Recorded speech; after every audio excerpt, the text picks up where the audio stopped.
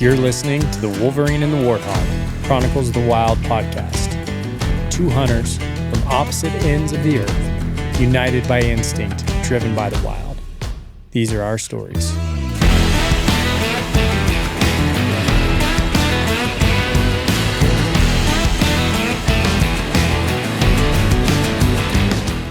Okay, we are back. Welcome to the Wolverine and the Warthog. We have a really good one this week. Scott Hargrove, welcome.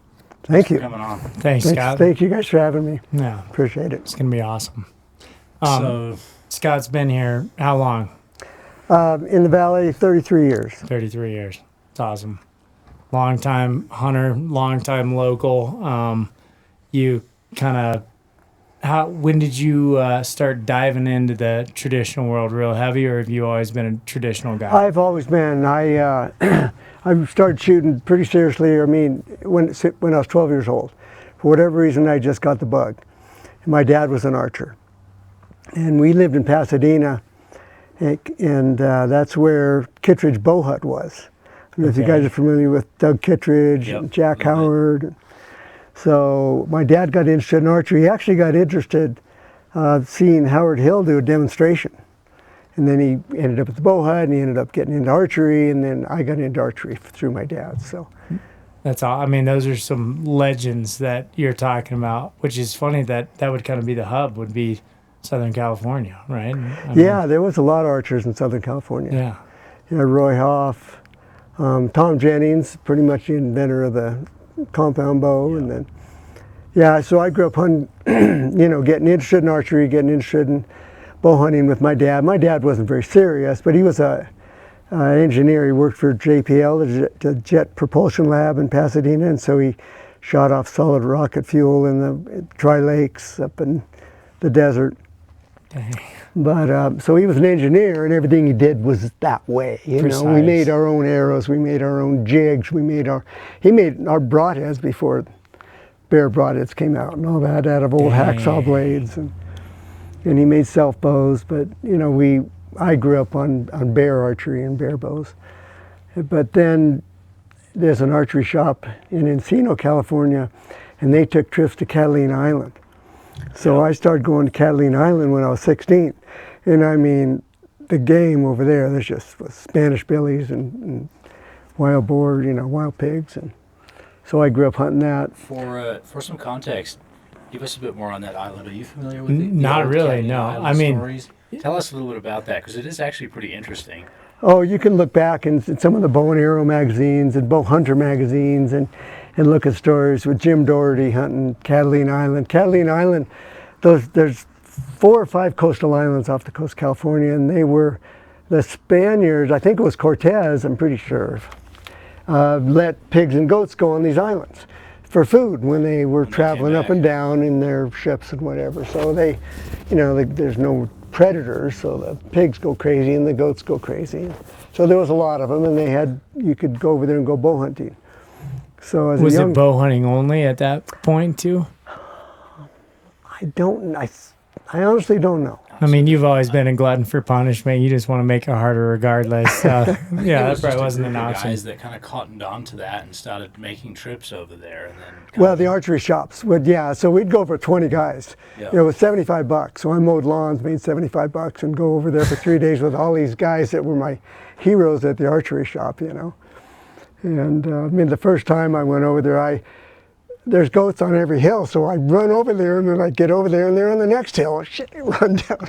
Well, now they're back where I just was. So I got back to camp that night, and I squatted down around the campfire, and my legs just knotted up. And I had to roll over. I never had cramps before. I'm 16 years old, but it's like, holy crap.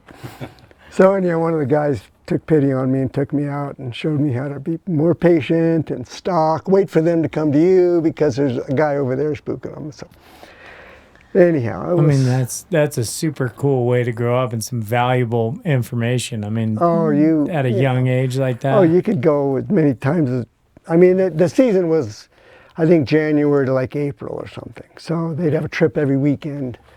Obviously, you can't go all the time, but it was a great training ground. Yeah. As I got older, and I my little transition here, I went to a compound in my 20s for about 7 or 8 years, and we'd go over with the compounder, Jennings Aerostar with 2219 70. It has to be the heaviest bow in the world. It has to be 75 pounds, because you're a macho. But I'd go with an 8-arrow quiver and an 8-arrow adder and come back to camp empty. Getting arrows in the air, I love some of the old photos of like the 12 arrow, 16 arrow quivers. Yeah. And And you needed them setup had to all have for weighed sure. 20 pounds just to carry it. Okay, so you grew up in California. At what point did you come to Colorado? We moved here in 1993, so my wife's folks had moved to Crested Butte, and so we would come visit them, and ski in the winter, always in March, the most beautiful month of the year, and then I'd come back in September and go hunting. So I didn't know about December and January and February. Yeah. It's But important. I'm exaggerating. It was a great move. We had 4 kids. Kids were 1, 2, 3, and 10, and it was great. So Yeah. great schools, just great people in this whole valley. I think Totally. quality people. Yeah, definitely. And I mean, yeah, getting them introduced that young too. I mean, to your kids to the area. It's like this is home for them. Yes, it is. Yeah.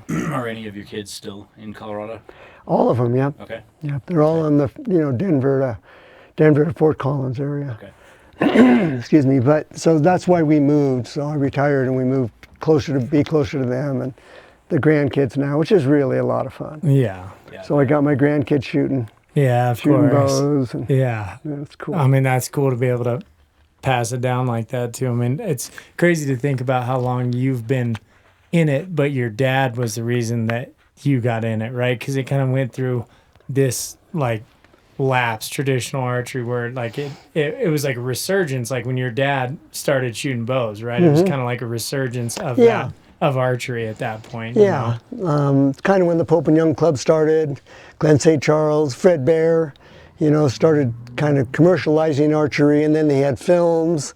So all of a sudden, it's interest, and yeah, it was good.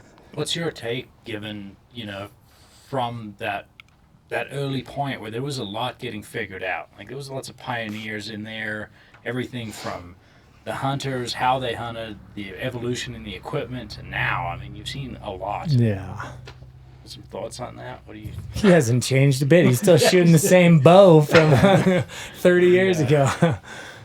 No, it's changed a lot, Yeah. and even traditional archery's changed a lot. I Yeah. mean, the efficiency of the newer bows and all the bowyers, that's one thing I think is amazing, the phenomenal amount and choices we have of traditional bows, traditional bowyers, and that craft, and what a good job those guys are doing. It's just amazing. Yeah.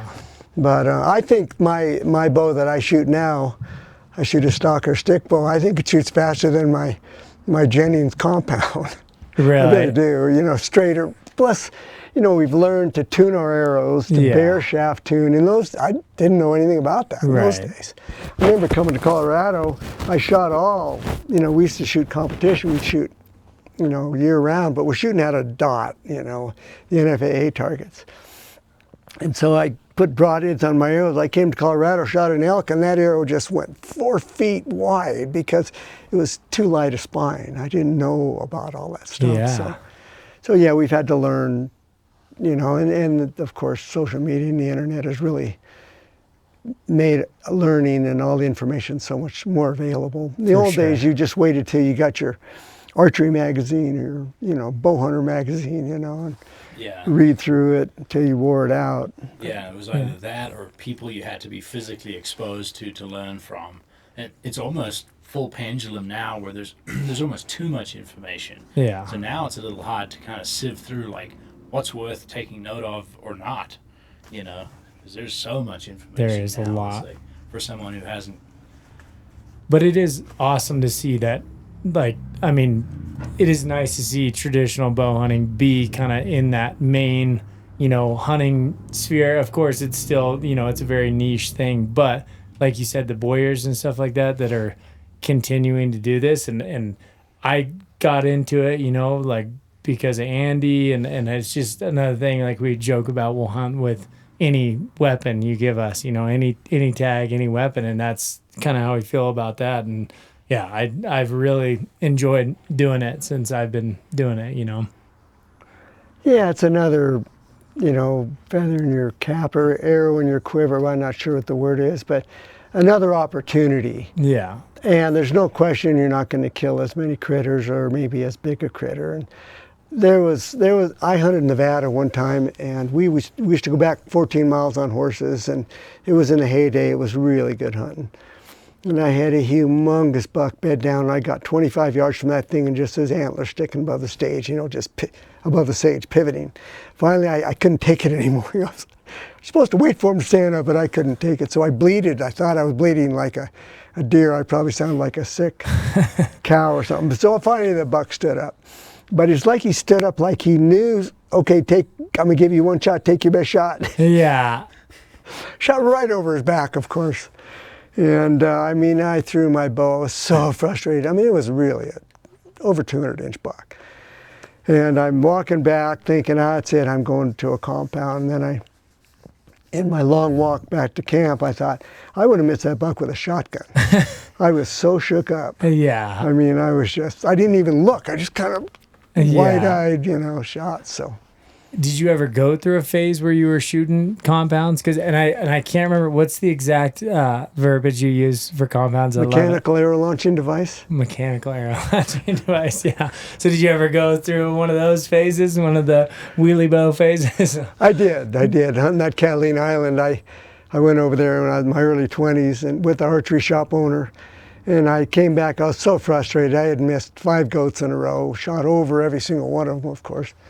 And the guy says, well, you should get a compound. So I got a compound, and I shot that Jennings Arrow Star, 70 pounds, for probably 8 years. Okay. And then I was at a shoot, and I heard one of the guys bad-mouthing recurves, talking about how could we ever do that? We couldn't hit the broadside of a barn. Those stumps. I don't know why, it just kind of ticked me off. I thought, you know what? I'm going to prove that guy wrong. Yeah. So I went back to shooting my recurve, and that was where my first love was. Just shooting the bow is fun. For sure. And so I did that, and it was about 3 years before I could really hit anything.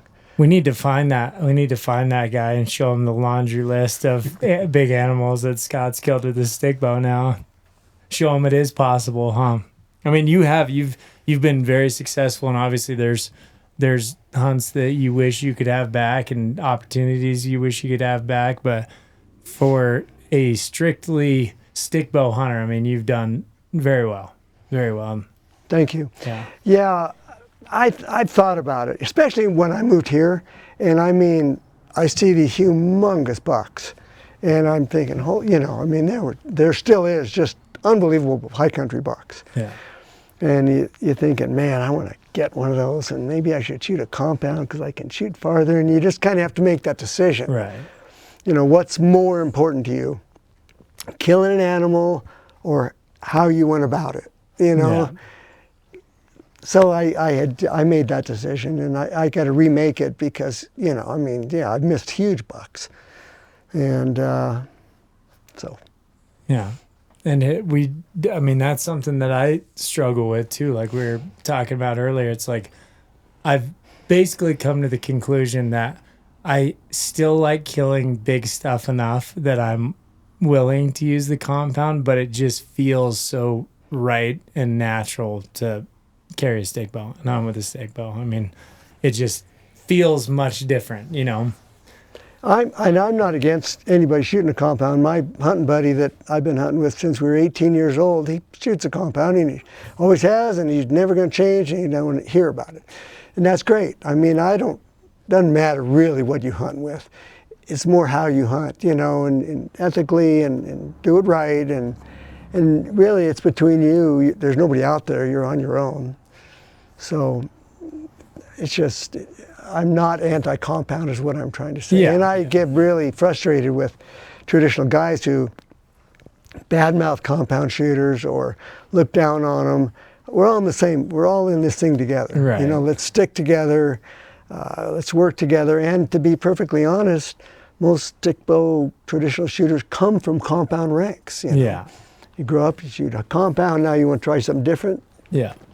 And that's how I ended up there for sure. It was like, I first was only interested in archery just because of the time of year and the availability of tags, you know, and I had some buddies that were shooting bows. This was in college and started shooting a compound. And then it just got to the point where I needed to learn something new. You know, it's like they're very, very efficient weapons. And so it gets to a point where the repetition, I needed something to learn. I leaned on Andy for a lot of that to kind of get me up to speed and learn some of that stuff and put a ton of arrows through the bow. And yeah, now it's fun. I mean, I really do enjoy doing it for sure.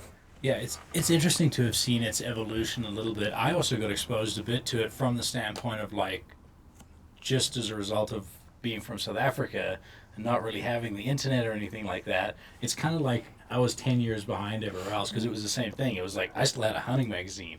That was the only exposure. And I didn't grow up around anybody that bow hunted at all. So I had no exposure to that. It was only more like the American side of that.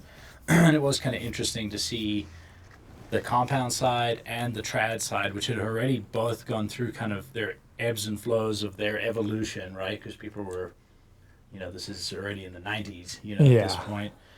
And then kind of the stigmas attached to both of them, right? So the compound guys bashing the trad guys bashing the compound guys. It was funny to kind of be like the third leg on that and kind of just seeing both sides of it. And I've been guilty of both a little bit. And then it also really irks me now. You know, it really irks me when someone's kind of strictly one way or another. Yeah. But what you tend to find is when you get into a circle of guys that are either very proficient hunters with one weapon or the other, they don't care. They just don't care. They rib each other still. And it's funny, but it's never actually from the standpoint of like putting someone down, in the sense of like, or looking down on someone because of it. You actually never find that. But that's in that, you know, group of people that have put in the work and they're successful. They know what it takes to be successful, and it's not just the choice of equipment that they shoot. And then my exposure, I mean, how did you and I first get connected? I'm not totally sure, because it was right when I moved to Gunnison, you and I connected. It might have been through a hunting forum in the beginning or not, but Scott was the one that was like, hey, you a trad shooter? I was like, yeah, I'm going to shoot a compound and a trad bow. He's like, let's go shoot some arrows. So we did. We actually went up north of Blue Mesa shooting rabbits in the winter. So it might have been like January or February or something like that. I don't remember. Freezing cold. Did you bring your add-on quiver there? I did not have a 16 arrow quiver back then. But that was also actually my first exposure to someone very proficient with a trad bow, because I'd only shot with very limited amount of people. To that point, I'd maybe only shot with maybe 20 or 30 traditional archers, and 8 out of 10 aren't great, even today, right? Not great There's shooters. a lot better, though. I've seen traditional archers get a lot better over the last 20 years, There's more emphasis on it, and there's just some great opportunity. And again, the internet and social media and Tom Clum's, you know, coaching, and then some of the guys back east. Some of the guys are unbelievable. I just came from a big shoot back east, and I mean, we had a 3D competition.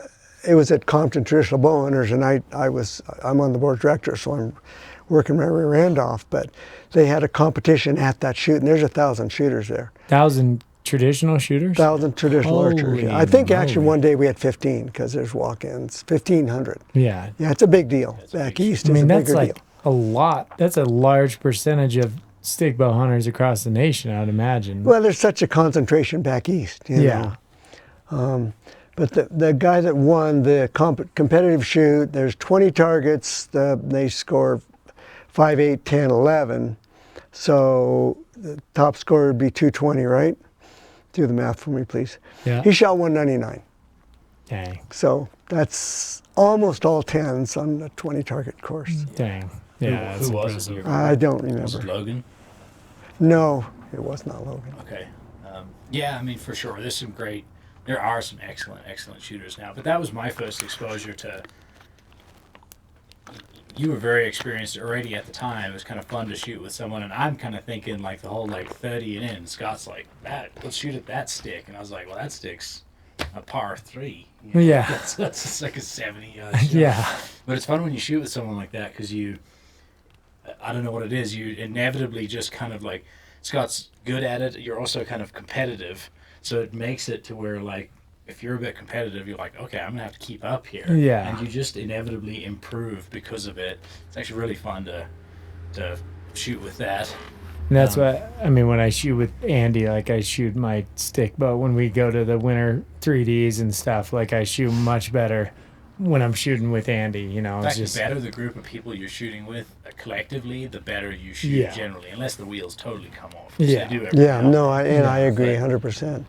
Because you're wanting to make it work. You're in that little inner competition. And actually, I think that's what improved my shooting more than any single thing was doing a winter Vegas league. We had Vegas leagues where you're trying to hit that spot, 5 arrows in that spot. So you're trying to move that arrow a half inch where you're really having to focus, you know. yeah.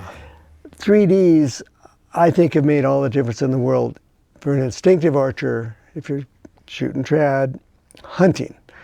Because like I said, we grew up shooting the NFA targets, white dot or black dot. And I went to Nevada, I shot over 7 bucks in a row. I mean, the difference between shooting at an animal and shooting at a white dot is just night and day. You Right. know? So when you shoot 3Ds, like if I had a sheep tag a few years ago, I bought the $750 McKinsey sheep target, and that's all I shot all summer. So that's my mindset in that, you know, whatever distance, uphill, downhill, that's my picture. Right. And that's, now I have a mule deer tag this year, I'll shoot a mule deer target. Yeah. And Yeah, you do that. I've done that. Oh, yeah. Like my good elk tag, same thing. Elk targets, all I shot. Yeah. In fact, when I was in South Africa, what I used to do is cut out a cardboard silhouette of an animal Yeah. at a hay bale, It right? just- just to have that kind of like proportion, the correct height of the chest and the back, you know, and then judging your distance based on it does make a big difference for Yeah. sure. And that elk tag last year when I shot that elk with the stick bow, I think that shot that I took on that bull was almost exactly what I had been shooting at my house. Like he was turned the same direction. It was like the same distance, the same kind of uphill to downhill. Like it was perfect. But yeah, I mean, that does make a huge difference. And I don't like shooting paper, you know, I really don't, but is what it is. Sometimes you just got to do it. that's still good for any shooting's good. Yeah. Well, maybe not. If you're learning bad habits and you continue shooting them over and over, that's not good. But Yeah. I did make that mistake. it's important to get good habits and really work at it. Yeah. Well, okay, so now you've got this archery deer tag this year, which is awesome. And I don't mean to bring this up, but how old are you? Going 72. 72. So Scott's 72, going to 12,000 feet with a stick bow hunting deer. That's badass. But now they're Scott's bagged so many of them, they're kind of scared of him. So when they see him on the ridge with a stick bow in their hand, they just kind of give themselves up. But no, I mean, that is impressive and awesome that you're doing that. What do you think makes a successful archery deer hunter? Like, what are some things that you think makes somebody have success in the high country like that? Well, in the high country specifically. Yeah. Because it's, there's all different kinds. Right.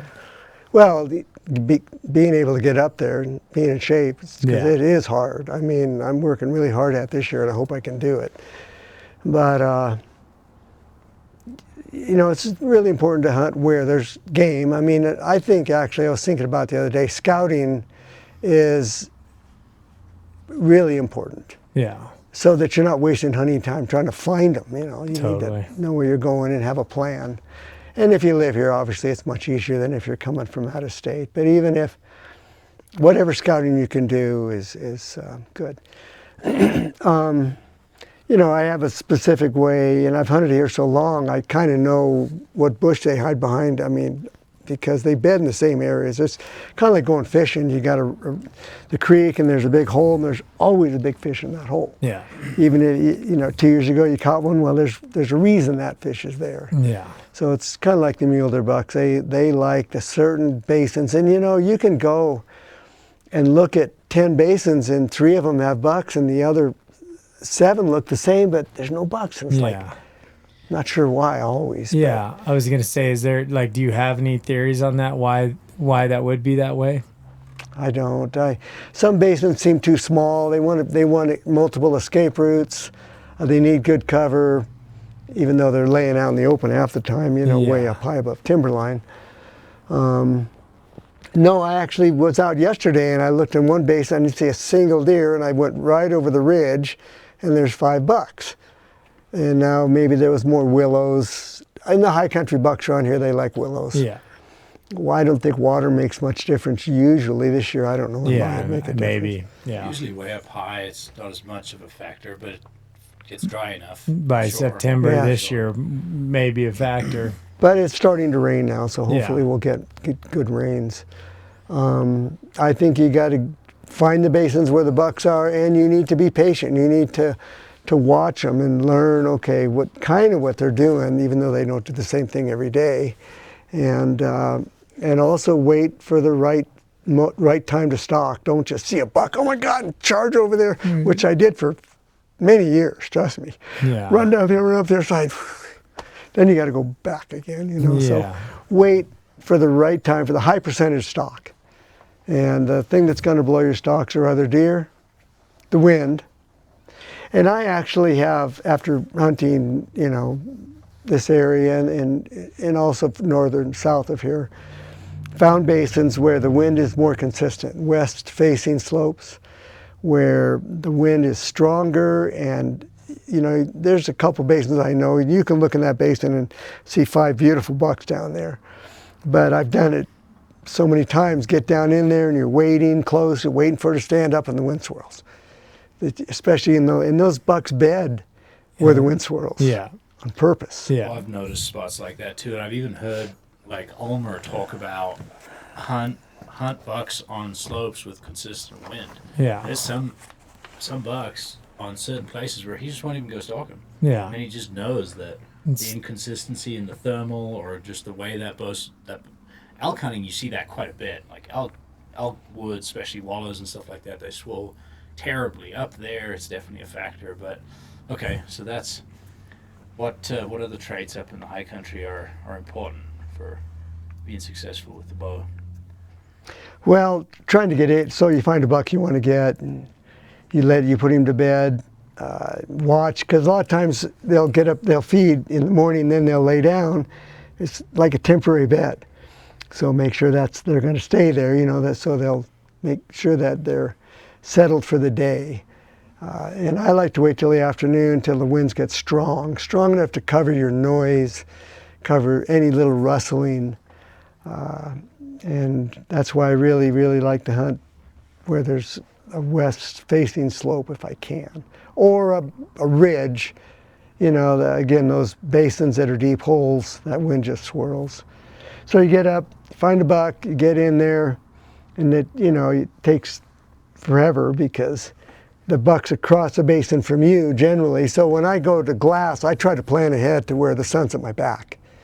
So when you go looking for deer, you got your lookout point, sun's at your back, they show up, you try to figure out what's going on. Now you got to drop down, go all the way around the basin, all the way around the backside, up and over, try to come down from above on that buck. I mean, you can go in parallel. I just have never come on a buck from down below. I might have, and I never had it work. So they're generally above. They bed looking downhill. Right. The wind in their face, but a lot of times there'll be a big rock or a big tree behind them, So they're looking downhill. And so you try to get down in position and wait for them to stand up. What's been your go-to strategy? Because there's some debate as to whether and when to get close and wait, or stay far enough away and move in and move out again. Have you got some? I think every situation is different. Okay. And I really like to get close as fast as I can and then go really slow. So, and wait for the situation, you know, get in there, get in the zone, you know, and you never know. They get up and walk there. I mean, I killed a really big buck a few years ago, 2021, and they were 5 bucks bedded in a big old willow patch, and I went around, got 100 yards above them, and just tried to figure out, you know, see what was going to happen. Well, they got up and fed straight toward me, you know, and all of a sudden they got to 25 yards, or one did, and I got him. So It's awesome. it was a bad mistake on his part. Yeah. And that's, I asked you earlier, but just to reiterate that, I mean, is that the distance you're trying to get? Is 25? Is that what you want to be? Yeah, that's, for me, it's comfortable. Yeah. And 30, 25, 30, 30, I mean, you know, I mean, I can do it. I just, anyhow. But too close is not good, because there's just no room for error. 25 is actually too close. You know, you guys hunt them. Very close Yeah. to it. Yeah. But it's easy to get to 100. Yeah. It gets exponentially more difficult every step. yard you gain Yeah. from there. Yeah.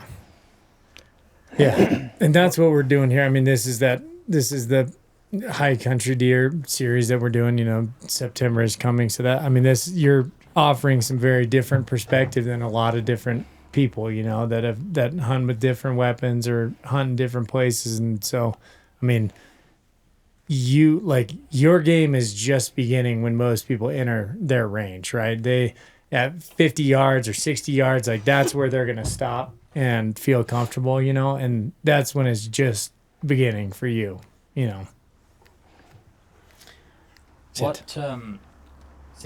After all the years and kind of tuning in to just their behavior and stuff like that, have you got, like, what are the do's and don'ts of specifically Highcountry, mule deer, archery? And it can be just don'ts, like you just absolutely never do this. I know a lot of it's probably a lot of common sense, but it might not be. Well, don't try to come up on a buck from underneath. I mean, I watched a guy do this a couple of years ago, and I ran into these guys, and we were both watching the same big buck. And opening morning, you know, we're watching him, and he's over here watching him, and he charges off the hill and just goes straight up the hill at the buck. I was like, whoa, that ain't gonna work. The buck's just standing there watching you walk up. So, I mean, you can't get away really with anything.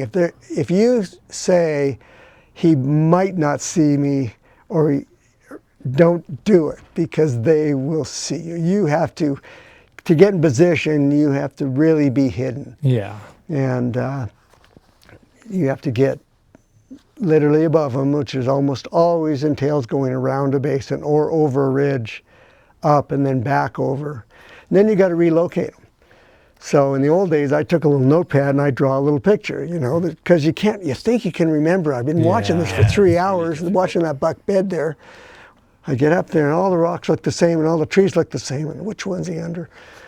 But now you got a phone, so you can zoom in, take a picture, and that'll show you the old dead snags right there, and there's a rock cliff, and it's the gray rock, not the brown, you know what I mean? So you try to make sure you relocate where the buck is and get down close, and every situation is different. I mean, I was gonna say, I bet even with your notepad you got over there, and you're like, God dang it! Like, what did I draw from over on that side? Perspective totally changes. yeah. It really does. You've got a totally new look at it. I've definitely had that, and it's pretty funny when you get over there, especially when you recognize absolutely nothing. Yeah, that's the worst. Yeah, you're like, man, do I?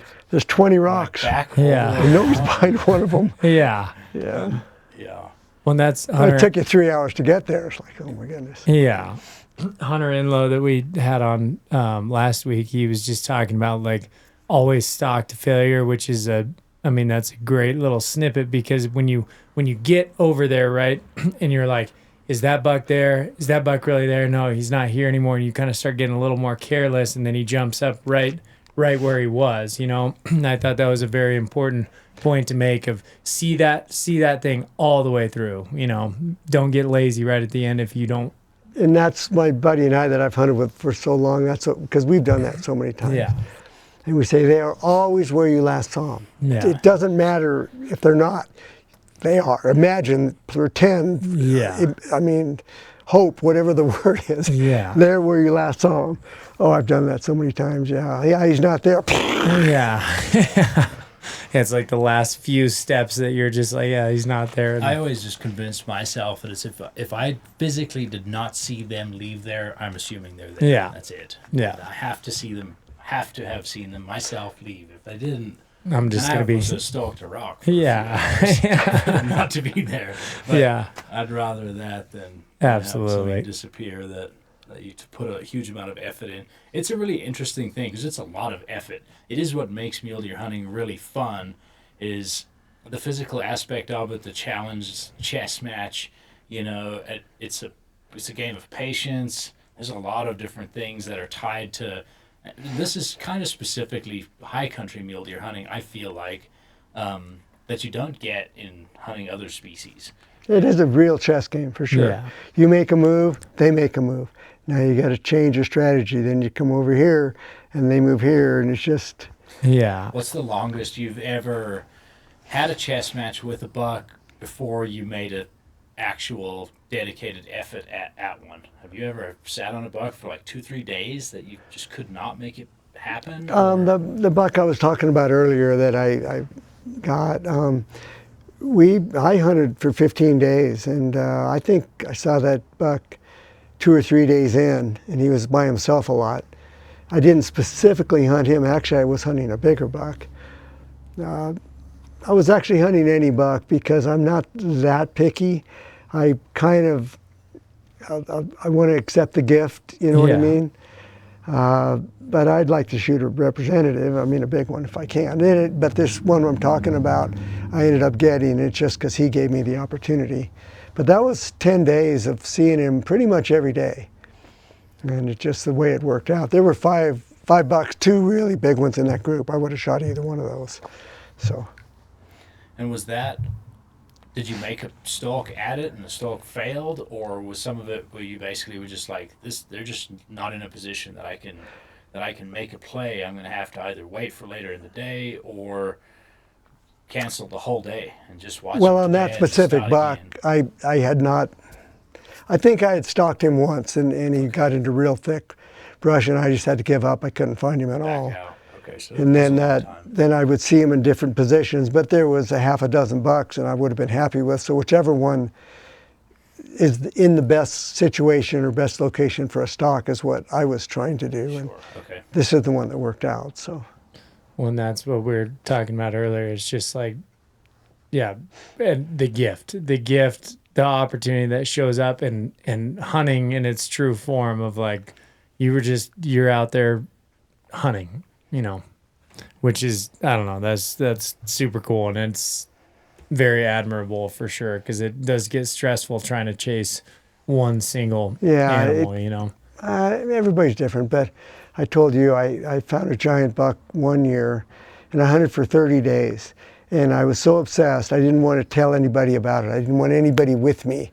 I just was, all so focused on it, and it kind of took the fun out of it. And finally, I did get a shot. I mean, a 15-yard broadside shot. He's looking the other way, and I was so shook up. I shot it back. Cody shot that buck. Oh, really? Yeah, he has it at his house. That's it's a 34-inch buck called Big Red, yeah. The big typical one? Yeah. So Gotcha. I missed that buck at 15 yards. And then he killed it with a muzzle, right? I'm not sure, but Cody, you're welcome. Yeah, exactly. So I kind of thought about that afterward, and it just, a trophy hunt took some of the fun out of it. I didn't want to hunt with my buddies.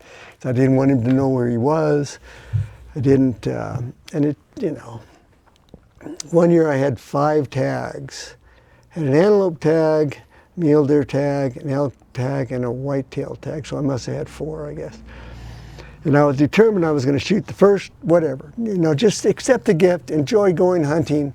So I shot an antelope, and I shot a mule deer, and then I was elk hunting, and a group of cows were going down the mountain to a basin with a pretty nice bull behind them. I got down, I knew where they're going. I got ahead of them, and here come the cows right in front of me, 10 yards. And the bull bugles, and I don't shoot a cow because I know the bull's going to come right down here. Well, of course he didn't. He went the other way, Yeah. and I never did get an elk. So I got 3 out of 4. I got a whitetail in Kansas, but I didn't accept the gift. The cow literally walked 8 yards, looked the other way, and I'm thinking, that's it. And then you have 1,000, 2, 1,003 to make your decision Yeah. and shoot. For Don't sure. you think? Yeah. Yeah. Yeah. Sometimes less than that. Yeah. Sometimes You have to seize. You have to seize the moment. Yeah. And I've hunted with guys that just, I mean, that's your shot. Yeah. He wasn't quite broadside. Well, That Yeah. is an interesting. We've talked about this obviously already, and it just comes from experience and hunting with other people. But that whole being able to read a scenario out, predict what's happening before it happens, anticipating, what's going on, is one of the things that increases your success level significantly. Because you only have to hunt with a few different guys to basically see that window get missed. And then another window get missed. Even to discuss it after the fact, where they're like, there was no opportunity, and you're like, Yeah, but there yeah, was. there was. Yeah. It wasn't the I- leg forward broadside absolutely. I like to perfect take the scenario. first good shot, not the perfect shot, the first Yeah. good shot, That's what I've because always said. Exactly. you wait. And I have a friend that waits for the perfect broadside shot all the time, and he's so ethical. I mean, he's just amazing how patient and ethical he is, but he doesn't get very much. There's two Yeah. sides to that spectrum, right? Because if you push it too far to one side, you can really start to push the shot you're taking, and then the other side, you may never ever get an opportunity. So it depends where you have to find a middle ground in that, I usually say it's the first shot I know I can make, the first opportunity that I'm. And that comes obviously with you experience too. Yeah. Because if you're hunting a big buck and you take a marginal shot and hit him in the butt and he's gone, you'll never see him again. Now you blew that whole thing. Yeah. Or you wound, you know what I mean? So you got to take it has to meet the qualifications of good, which Yeah. means a rib cage. Yeah. Doesn't have to be perfectly broadside, but Yeah, it has to be a shot you can physically make, and obviously the situation has presented itself to where there's a killable opportunity Yeah. in that for sure. What other don'ts would you say for deer hunting? Do you have any other don'ts? well, I again say don't rush in. Take as much as possible high percentage stocks. Sometimes everything's a risk. And I actually, the same guy said, after 5 days, I said, you got to go over there and go after him. He said, well, I might spook him. I said, well, you probably will. Yeah. But you got Gotta try. You're not going to kill one from this glassing point. Yeah. So choose your stocks. Try to get high percentage stocks. Again, when you blow them out of there, all this buck you've been watching, all these, or elk, it applies to anything, is gone. Well, shoot, So try high percentage stocks. I really like wild weather. Windy, rainy, gnarly. I've had such great luck. It's hard because, you're wet or cold, but it's distracting. Everything's moving. All the bushes are moving, the limbs in the trees. So I've had some really good luck with that. When everybody else is sitting at camp, being out there. Doing that as well. I've never stalked a mule deer in really bad conditions. I've stalked some older animals in rough conditions, and I noticed they get more edgy. They know that their senses are hindered. Yeah. And they tend to get more edgy, but still they can't hear. Stuff's kind of getting kind of crazy. Everything's moving. Yeah. They don't get distracted by the one movement over tiny here of you. Right. All the branches and trees and leaves are moving. And Which is why they do. Yeah, they're just a little bit on antelope, especially. It's like when the wind is really howling with the antelope. It's like, man, they just are like they'll run 500 yards in another direction just because they're like unsure of what's going on. Scott, how late in the day will you push it on a buck that's important before you decide to back out and make the effort the next day? You basically wait until you know that the sun's going to be down and your thermals are going to change and an opportunity is not going to present itself. Like, where's the point at which you pull out? especially more so now because I can't make 3 or 4 stalks in a day. I can make 1. I quit pretty early most of the time. But if you're sitting in a perfect situation and you're waiting for that buck to stand up. You know, I mean, generally I edge on the early side. I don't push it till dark 30, you know. Yeah, yeah. Well, there's also a factor where you've got to hunt some pretty good places, let's say, but you hunted places where sometimes you may, at best, get one opportunity a day. At best, right? It's assuming you've even glassed a buck. And I've hunted in some of those conditions where just locating a deer to have a chance at the following day is a maybe, you know? So yeah, if you're not seeing them and you got one, you got to stick with it, yeah. So you got to weigh those situations out. Right. For sure. Like you said, if you're already in position, you're going to push it longer than you would if you're still making that stock and he's not in a good spot, then you're going to back out early. But if you're in position, you kind of do have to see that through, you know, maybe not to the bitter end, but you got to give it a good shot. But you do, especially specifically high country mule deer hunting, realize that wind's going to change. Yeah. And you need to be careful not, you know, to push it so much that buck gets your wind, you know. Right. Or elk. It could be the same with elk. You get in on a group of elk, you know, and the wind's blowing up, so you go above them, and then always there's something, I almost feels like the elk and wind they get together in January and talk about it and come up with a contract to collude together, because you can get right in there on those elk and it's minutes, seconds from happening, and all of a sudden the wind changes like, sheesh, it's been perfect for 3 hours. Yeah. Yeah. Yeah, I do think in the timber that wind is just more susceptible to change as it is on the open faces of, you know, some of the above timberline stuff. But yeah, you're right. It's definitely I think it's actually the way with all hunting all over the world. It's just like when you sit by a campfire, right? And you sit over there. Yeah, and yeah. the smoke blows in your face. And you're like, hey, it's me doing.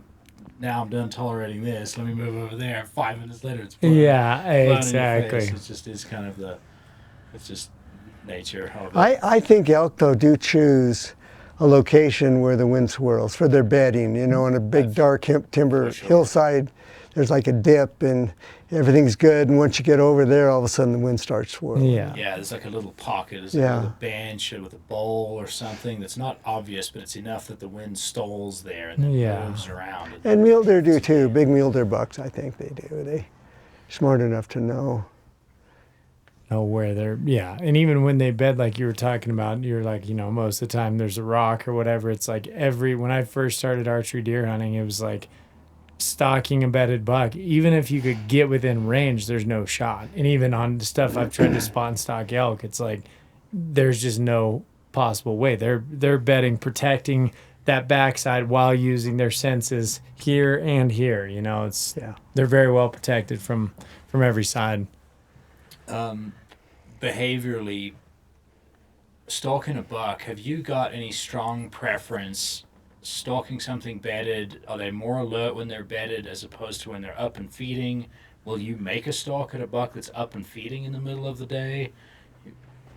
Obviously, it's all circumstantial. Yeah, right? so it is definitely circumstantial. And yes, I will, especially if you're kind of in there close and you can see they're kind of feeding up there, and oh man, I can pop around here and come up, you know. But they don't really seem to do what you think they're going to do. And actually, that's something I've learned is I have, you know, in my head said, oh, I know what he's going to do. And oh my gosh, you know, you totally blown it because I think the deer is going to do this. Well, he didn't do it. And so you can't really know what they're going to do. I mean, every once in a while it works. Everything works. Sometimes nothing works all the time. So. Yeah, for sure. Well, okay, what about... But to answer your question about, I would, you know, again, it's circumstantial. Yes, if you're waiting on a buck and you're, say, 80 or 100 yards or something, and he gets up to feed and he goes over a little rise, heck yeah, man, I'll run like a bandit up to that rise and ease up. And that happens a lot. Right. The problem so much of the time is other deer.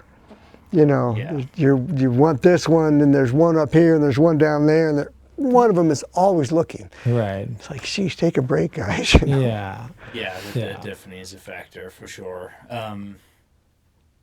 What about getting in a buck's bed? Have you ever considered trying to beat a buck to his bed? Obviously, the thermals don't allow it, but... My California hunting buddy, that's his main thing. Okay. Yeah, he's done it quite a few times. Okay. He sees where they bed, he gets in the dark, goes all the way around, gets up in there and just waits. No kidding. And he did that in Utah in the Book Cliffs and killed a tremendous buck. Really? And did it here in 55 Isn't also. that a fun thing? You ever considered that? No. Imagine like literally, obviously it requires you to know a lot of scouting to have Right. specifically figured out, this buck particularly likes to bed in this. And some of those beds, like you said, are old. I mean, they've been there Yeah. for hundreds of years. Yep. Right? So All a bunch of pawed out. Picked a bed. It'd be kind of fun to sit with your stick in a bed and have a buck walk up to Oh you thinking man. he's going to his bedroom. Oh yeah. Yeah. Fun. I mean, because they probably let their guard down at that point too. Like especially the last 30 yards that they're making in that approach into their bed, they're in their Maybe, bedroom. You know what I mean? Like they're feeling comfortable at that point because they haven't sensed any danger. Because if they sense any danger ahead of time, they're not going to go in there anyways. But if they're committed, their guard's probably down. The other thing I've thought of from that perspective, but I've never risked this because I don't know what the whole scent situation is and if it would wig a buck out, but to simply go sit in his bed to see what he can see from Yeah. that position. Yeah. And if you did that with enough beds, you'd see like, wow, I have such a great perspective. It's like, what can the buck actually see when he's in his bed? Yeah. How Because good, how good is his vantage, like we said, from the other side, you might be like, I'm totally hidden from there. But then when you get underneath him or whatever, I mean, yeah. I do think there's an aptitude for kind of knowing, like you said, it's like if you think, oh, maybe he can see me from here, it might be your construction background and I don't know the way some people's minds work, but I think I have a pretty good aptitude for like getting to a spot and being like, no, I'm for sure exposed here, or I know I'm about to be. Because you see that in lots of rollers. You're like, I think I can edge my way. You only have to go so far, and it may not be that obvious because you see people make the mistake often. Where even from the far side, you're like, I bet you over that little roll, you're more exposed than you think. Yeah. It's like, sure, there might be 3 rolls here, but each one stages out just a little further than the next, And so some people don't have a good aptitude for, like, what is the perspective from the other side, Well, if you can see the buck, he can see you. Yeah. Yeah. Yeah. So Yeah. Well, How far, like when you're gonna make a stock at a buck that's across the basin, how far do you think you're veering one side or the other to get over the top and to come back around? Like how wide of a berth are you giving him? depends on how big the basin is. Yeah. Yeah, I mean, and it your can be, exposure. Yeah. other bucks. Yeah, and the other problem again is other deer. That's not the only deer in that basin. It's a domino. You spook one deer, he spooks the next, spooks the next, spooks the next. It's like, that whole basin's just got cleared, Yeah. So I pretty much get out of that basin and go on the, these are circ basins. They're almost always circular. Yeah. And you just gotta go backwards over the ridge, all the way around. Yeah, and on the pop over, backside. Yeah, because then, like you said, you're not exposing yourself at all at that point. If your glassing position is hidden, then you're risking no exposure to get. And that's one thing about hunting the same place over and over. You kind of learn. There's basins here where you go over a backside, you go around, and all of a sudden you're cliffed out.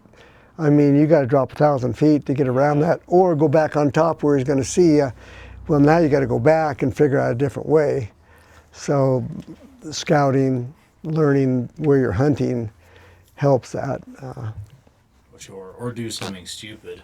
Yeah, I've that'll never- teach you I've quick. never- Try to go across a cliff, yeah. Yeah. Well, I've done that too. Yeah. That's a part of mule deer hunting that I don't think some people talk about that much, but I've done some stuff that I wouldn't do again. Yeah. It's, For sure. you'll Little compromise. sketchy. You're Yeah. like, well, I either add 2 hours Yeah. to backtrack to a totally Or different just way, like you said, sidestep or it's this like I'm thing. just gonna shimmy my way across this, like if I slip, I die face, Yeah. because I just need to get just 20 yards. I just know. get right there.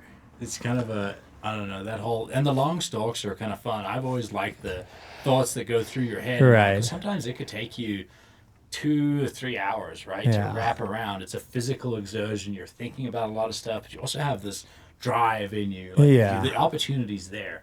It's like if I go hiking for the sake of hiking, I don't actually walk that far. Yeah. But I would walk A long way. If Yeah. I knew I was going to have like just Yeah. the chance at the end of it to kill Yeah. something. Oh, yeah, and, that and mule deer adrenaline. stalks are fun like that and it's also really rewarding. Like you get all the way to the other side, and you'll pop over like a ridge, and often you're in epic country. Oh yeah. So you'll get up there, and there'll always be this moment where you even forget about the deer just for a split second because you're in just absolutely awe-inspiring, and it's like, wow, what a Yeah. physical exertion to get here and then see all this and then zone back in. Yeah. I think that it's a fun. And I think it's cool, like you said, you have a lot of time to think, right? But for someone like me, like when I'm in my day to day, my mind is going a million different directions, and I can't like focus on one thing. But if you have to make a 3-hour stalk, that is all I'm thinking about. That's it. You know what I mean? Same Like, scenario through right. your head, just variables of what do I do if I get here and Yeah. this happens and that happens or the condition changes. It's like everything Yeah. just kind of clears out of my mind. It's not like, oh, I wonder what I'm gonna have for dinner tonight. It's just like it's just like focus. At that point for 3 hours, which I'm sure, in addition to the physical exertion, that mental exertion of just that, right? Like just running all these scenarios through your head, I think there's something to be said about that too. I mean, you're just constantly scheming these different ways to make it happen, and you truly don't know until you get over there, what it's going to be, what exactly it's going to be like, and things can change super quick, and you're going to have to adjust. And is there any deer that you've stalked where you did have to like had something mapped out and everything was going to work, and you had to just make quick change of plans and it ended up working? I was in Nevada 2 years ago, and they had a really bad winter in 23. Okay. And I do a tag, so what the heck? I mean, a lot of points, And so I'm going to go. I didn't draw the tag. The guy that drew the tag broke his ankle, and so I was next in line. So they called me 10 days before the season. Do you want this tag? Well, sure. I mean, what the heck? I get to go hunting. I'm going to go hunting. And I had a buck tag, Highcountry buck tag that year also. So I went in a wilderness area, Shell Creek Wilderness, pretty rugged, no water on top. So I hired a guide, and an outfitter packed water up there for me, and he had pack goats. It was really neat experience, really neat guy. So anyhow, I didn't see a buck for the first 3 days. It's like, I'm in beautiful country. And I think I did see one 3-point. And so finally I found 4 bucks, 2 nice 4x4s, and I'm not letting these guys go. I finally found something. So I had seen them early in the morning, and I watched them. They bedded down. I went around to watch, and I'm watching from 700 yards or something. I'm under those dry mesquite bushes, and looking and watching, seeing what they're doing, trying to figure out their bedding. And they're in timber, So finally I realized, well, I'm on the nozzle of my water thing. I'm 2 miles from camp, and it's 10 o'clock, and it's hot in Nevada, so sheesh. So I had to go back to camp, fill up with water. So coming back, I went up a little higher where I could look down to where they were, and I couldn't see them. So it's like 1 o'clock now, and I'm watching and trying to figure out, and finally 5 o'clock, I think, well, I could probably get down in there, and I see a movement, and I see this buck, and they're 700 yards again below me, and I watch this buck, and he's edging this timber, and he walked all the way up. He came across, and then he turned, and he came and walked straight at me like he was attached to a string.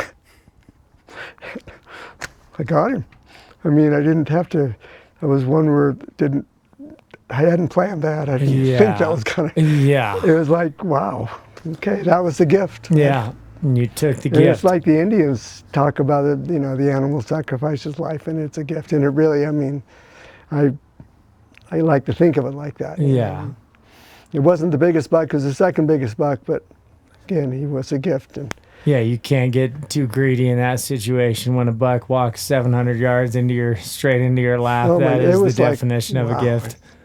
Yeah. So every once in a while that happens. Yeah. Well, after I've been hunting for 60 years, That's the only time that's Yeah, exactly. So eventually it's going to happen, I guess. Yeah. So, and for anybody listening, if that happens, take the opportunity because it's not going to happen again. You could have passed that buck and been greedy and like, no, I'm going to wait for that big buck, and came home empty-handed on a tag with a lot of points and a lot of money wrapped up into it, and deer behavior, anything else that really sticks out to you? And then maybe we should talk equipment for a minute, and then maybe get into some stories. Yeah. Well, deer, you know, specifically mule deer, any deer actually, coos deer, whitetails, when you're in bow range, you just really can't get away. The caveat to that is in the rut. Sometimes you can with whitetails. I'm not hunting mule deer in the rut, but generally you cannot get away with anything. Noise, I mean, your binoculars just lifting them out of your pouch.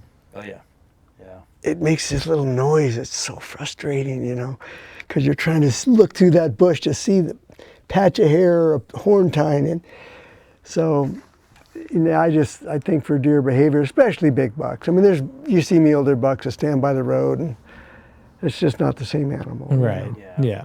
Totally different. When I am so weird about sound, and I think it's because Andy and I have talked about this. Andy doesn't hear really well, and I can hear, so I'm very conscious about my sound, you know. And I just got I was ordering some stuff from Stone Glacier, and I saw these pants, and they're like our quietest, lightest pants. Yeah, I got them in the mail, and I'm returning them. I'm like, those are not near quiet enough for what I want. It's just enough. Like, I'm walking around the bedroom, and I'm like, it's too much. Like, yeah, they may be more durable or have a little bit more waterproofing, but I'm like, that's enough. That little swish of it's unbelievable, catching on a branch or anything is those just are enough. Unnatural sounds. Yeah. In the woods, you know. Yeah. So. And it can change with temperature. You know, there's some stuff that when it's warm, it's quiet, but when it gets frigid cold, it gets stiff, right? And it'll get crinkly. Right. And then when it gets wet, it can make different noises, and you just have to use your stuff and figure out. Even whitetail hunting, tree stand whitetail hunting, you learn a lot as well. Just moving your back against the bark of a tree. Yeah. Oh, yeah. I have a wool vest that I take specifically to wrap around the tree. I've done that with some trees as well, Yeah, for sure. Because you can't move at all. Or yeah. you just sit there, and as you come off, it picks a piece of bark off it. Yeah. Yeah, for sure. Okay, well then, equipment-wise, what's your go-to? What's in your mule deer backpack? And then how do you separate camp? Walk us through the whole setup. You're packing in. What are you taking with you? And then what do you leave? And what do you take on the Stalk? Well, it depends if it's a truck camp or a backpack camp. So a backpack camp, I'll generally set up a backpack camp, you know, a little tent, and you gotta have water filter and a little stove and your food. And to be comfortable is really important, especially as you get older, my goodness. But going hunting, I take a rain gear. I used to take wool socks to stalk in, because you're always barefooted. So I found these things, these Stalker skins. Have you seen these leather moccasins made in Utah, Stalker skin? I met the guy, yeah. So those are great. Okay. I've used those on a real steep or wet hill. They're a little slippery. Yeah. But so something, you know, stalking feet. How pliable are those stockings? So I mean, it'll like bend around rocks and stuff like that. Yeah, it's just wet grass that's dangerous on those steep slopes. Yeah, without any tread or Can't dig an edge in. Yeah. But you know, you just deal with it and just step carefully, and so those are great, and they protect your feet a little bit. Quiet clothes, you know. So in my hunting pack, if I'm going out for the day, I try not to carry water. I just have one of those really little water filters. Yeah. But sometimes in the high country, there's no water. So you got to pack a little water, snack. I like a wide brim hat. I got a wide brim floppy hat because the sun's intense. I also wrap it around my binoculars. Yeah. But these new, I have the Sitka merino wool, real lightweight shirt that has the hoodie. Yeah. So that hoodie really works great to kind of wrap around in the wind. You know, it's always windy up there. Yeah, totally. So you're trying to, and your eyes get, hammered. Oh yeah. And you get sunburnt. So. But like when you're stalking, how much are you dumping out of your pack? Like I drop my pack. yeah. And drop my shoes. Well, you spot a buck, you go around to the top of the ridge, maybe you're 200 yards, 300 yards above them.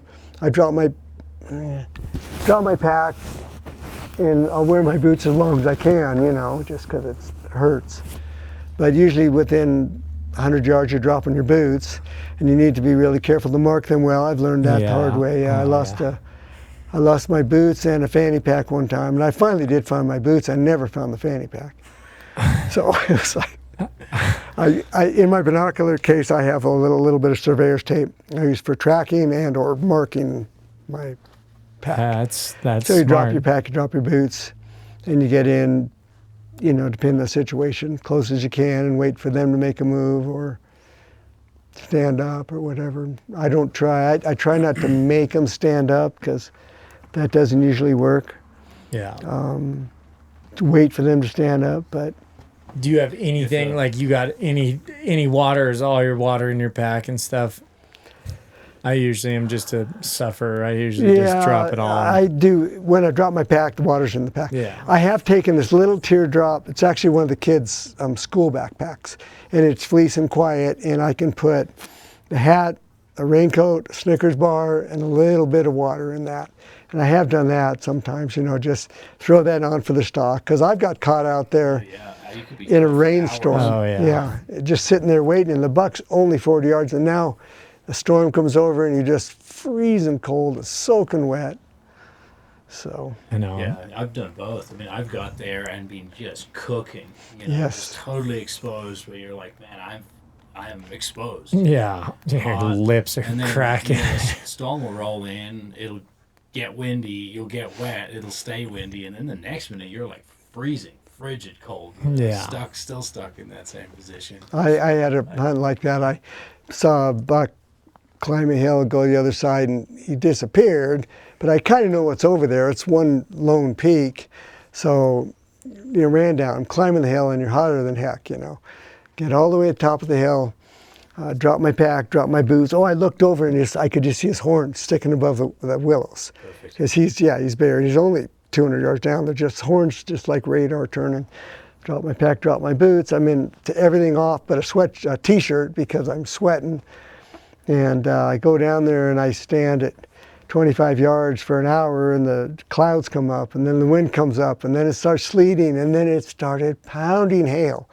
And I'm barefooted, my feet are freezing. You know how it hails like 2 or 3 inches sometimes? Yeah.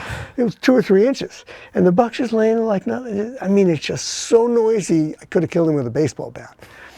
So finally I couldn't take it. I just walked right up to the edge of the willows. I'm 10 yards from this buck. And he's still, he's still there, so I grabbed a rock. I tried to throw it over him. I think I actually hit him. And he jumped up. I shot him, but... You did? You ended up killing that buck? Yeah.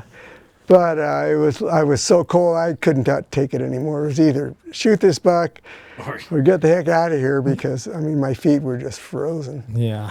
So, it's the stuff you got to deal with, I remember you vividly telling me early on, because I asked you that question whenever that was, 15 years ago, and one of the things you specifically said was rain gear. You always have rain gear in your pack. Never go into the back. Because I was like, wow, rain gear is like one of those heavy bits and pieces. And Scott was like, it's non-negotiable. Yeah. It's like you spend a few days in the high country, it's non-negotiable. You absolutely have to have rain gear. And the rain gear nowadays is so good. You got the light stuff, put it on, and usually it's a 20-minute shower. Yeah. Hunker under a tree, put it on, take it off, That's a funny thing that Nigel and I were obviously never exposed to, but you're up on these peaks and you'd have that. It's hot, literally. And you'll watch like a rainstorm like coming in to the point where you can literally like, hey, drop your pack, put your stuff on. It'll soak you for 15 minutes. And then like 10 minutes later, take everything off and the sun comes out again and you just carry on with the day. Oh, it's spectacular though. Oh, it is awesome. Watch it pass cool. by and go to the next base. It's just a wall of rain. It's just the lightning part that's a little scary. Oh, yeah. You probably got some good lightning stories. Oh, my goodness gracious. Yeah, it's Spent scary. that amount of time up there. You had any close calls with lightning? Yeah, I mean, I've had them hit close. We actually were in the Maroon Bells once, and my buddy's hearing this, like a 22. What is that? And all of a sudden he goes out, and the little metal ball cap was sparking. So we realized, holy crap, so we just run down the mountain as fast as we could and get into the tree line. Yeah, that was pretty scary. Holy moly, yeah, that's really scary. I was, I don't know what it was I was reading the other day, but it was someone they had interviewed that's savvy on the subject of this whole lightning thing, because obviously we lost a couple of hunters last year, and it happens a lot, and it's kind of a factor. And there's always this like, well, what's the best position to be in, and what location, should you be next to a tree or not next to a tree, or in a rock slide or not in a rock slide? You know what the consensus was? What? Get out of there. Change location, seriously. It was like, it didn't matter what position you're in, what you're next to. Yeah. Your single best move is to vacate the area. Yeah. Just to leave. It's hard though, because the lightning's all around you. Yeah. I mean, you may run into a bolt, as you're trying to get away. Yeah. I still remember the time I was up on Whetstone with Dad, and we got into lightning storm, and I had his rifle in my pack set, with the barrel friggin' sticking up, and I almost never hunt with a rifle, so it was like, and I remember it started getting crazy to where like our pace was picking up, and then I had a bolt hit us like, I don't know, close enough to where I turned to Dad and I was like, see ya. Like, I literally have a lightning rod on my back, and I remember running off that mountain as fast as I could. I thought about throwing the rifle on the ground, telling Dad like, we come back and finish this. I know. Some other time. Like, I told my brother in the Wimmanooch, I was like, I'm not standing next to you with that friggin' lightning rod sticking out of your back. You had a muzzleloader, and I was like, I'm not doing it. But I actually started to research it because we got in some really bad lightning storms last year, and that was when those hunters died. Because my first, like, I got off the peak, and we kind of got in this little like rock outcropping where there was an overhang. It was kind of like a little cave that was perfect. But then it was getting even closer, and I was like, no, we got to go. And we went to like the first jack pines we could and kind of staged up. But then when I started reading on it, they're like, rocks conduct electricity. Like, do not go to the rocks. And I'm like, dang. I mean, that was because it felt like a very protected place, right? But it wasn't. And then they're saying, get in the trees, don't get next to the big trees. And they actually tell you to like squat like you'd be taking a dump, like stay on your feet. Don't sit, don't lean your back against a tree. Like, you need to be like on the balls of your feet. On the balls of your feet, but like you said, it may not matter, if it's your time. It's your time. But I bet, if lightning hits a tree next to you and you're on the balls of your feet, I imagine that thing still sends you like a landmine, We've been in situations as well. I even camped, because sometimes you're camped in extremely exposed places up there, right? At night, getting into like a bad storm, rolling in at night where like it's pitch black, and the next thing is like, and it's like spotlights. Yeah. And then you and your buddy are like, do we pack up? You're the only metal for miles and leave, or do you hunker out and just pray that you don't get hit by a bolt of lightning and sizzle yourself? I've always just prayed. I have also thought a couple of just like, if I gotta go this way, I guess. Yeah, just close your eyes and start praying hard. That's what I do. I'm like, I'm not getting out in that lightning storm in the dark trying to pack all this crap up. About the time you got it packed up, it'd all blow through. So. Yeah, exactly. Exactly. That's the good thing is, every once in a while you get in one of those just driving rainstorms that won't get up. But for the most part, it is just those quick little 15 to 30 minute showers that just kind of come and go, But just to be prepared for that, because it changes quick. Like you said, just your temperature changes drastically in those scenarios. So I've got that, the KU down jacket, ultralight, whatever it's called, and that thing is just amazing. Yeah, and it's in my pack in the winter, skiing, fishing. The thing weighs nothing, and it's so warm.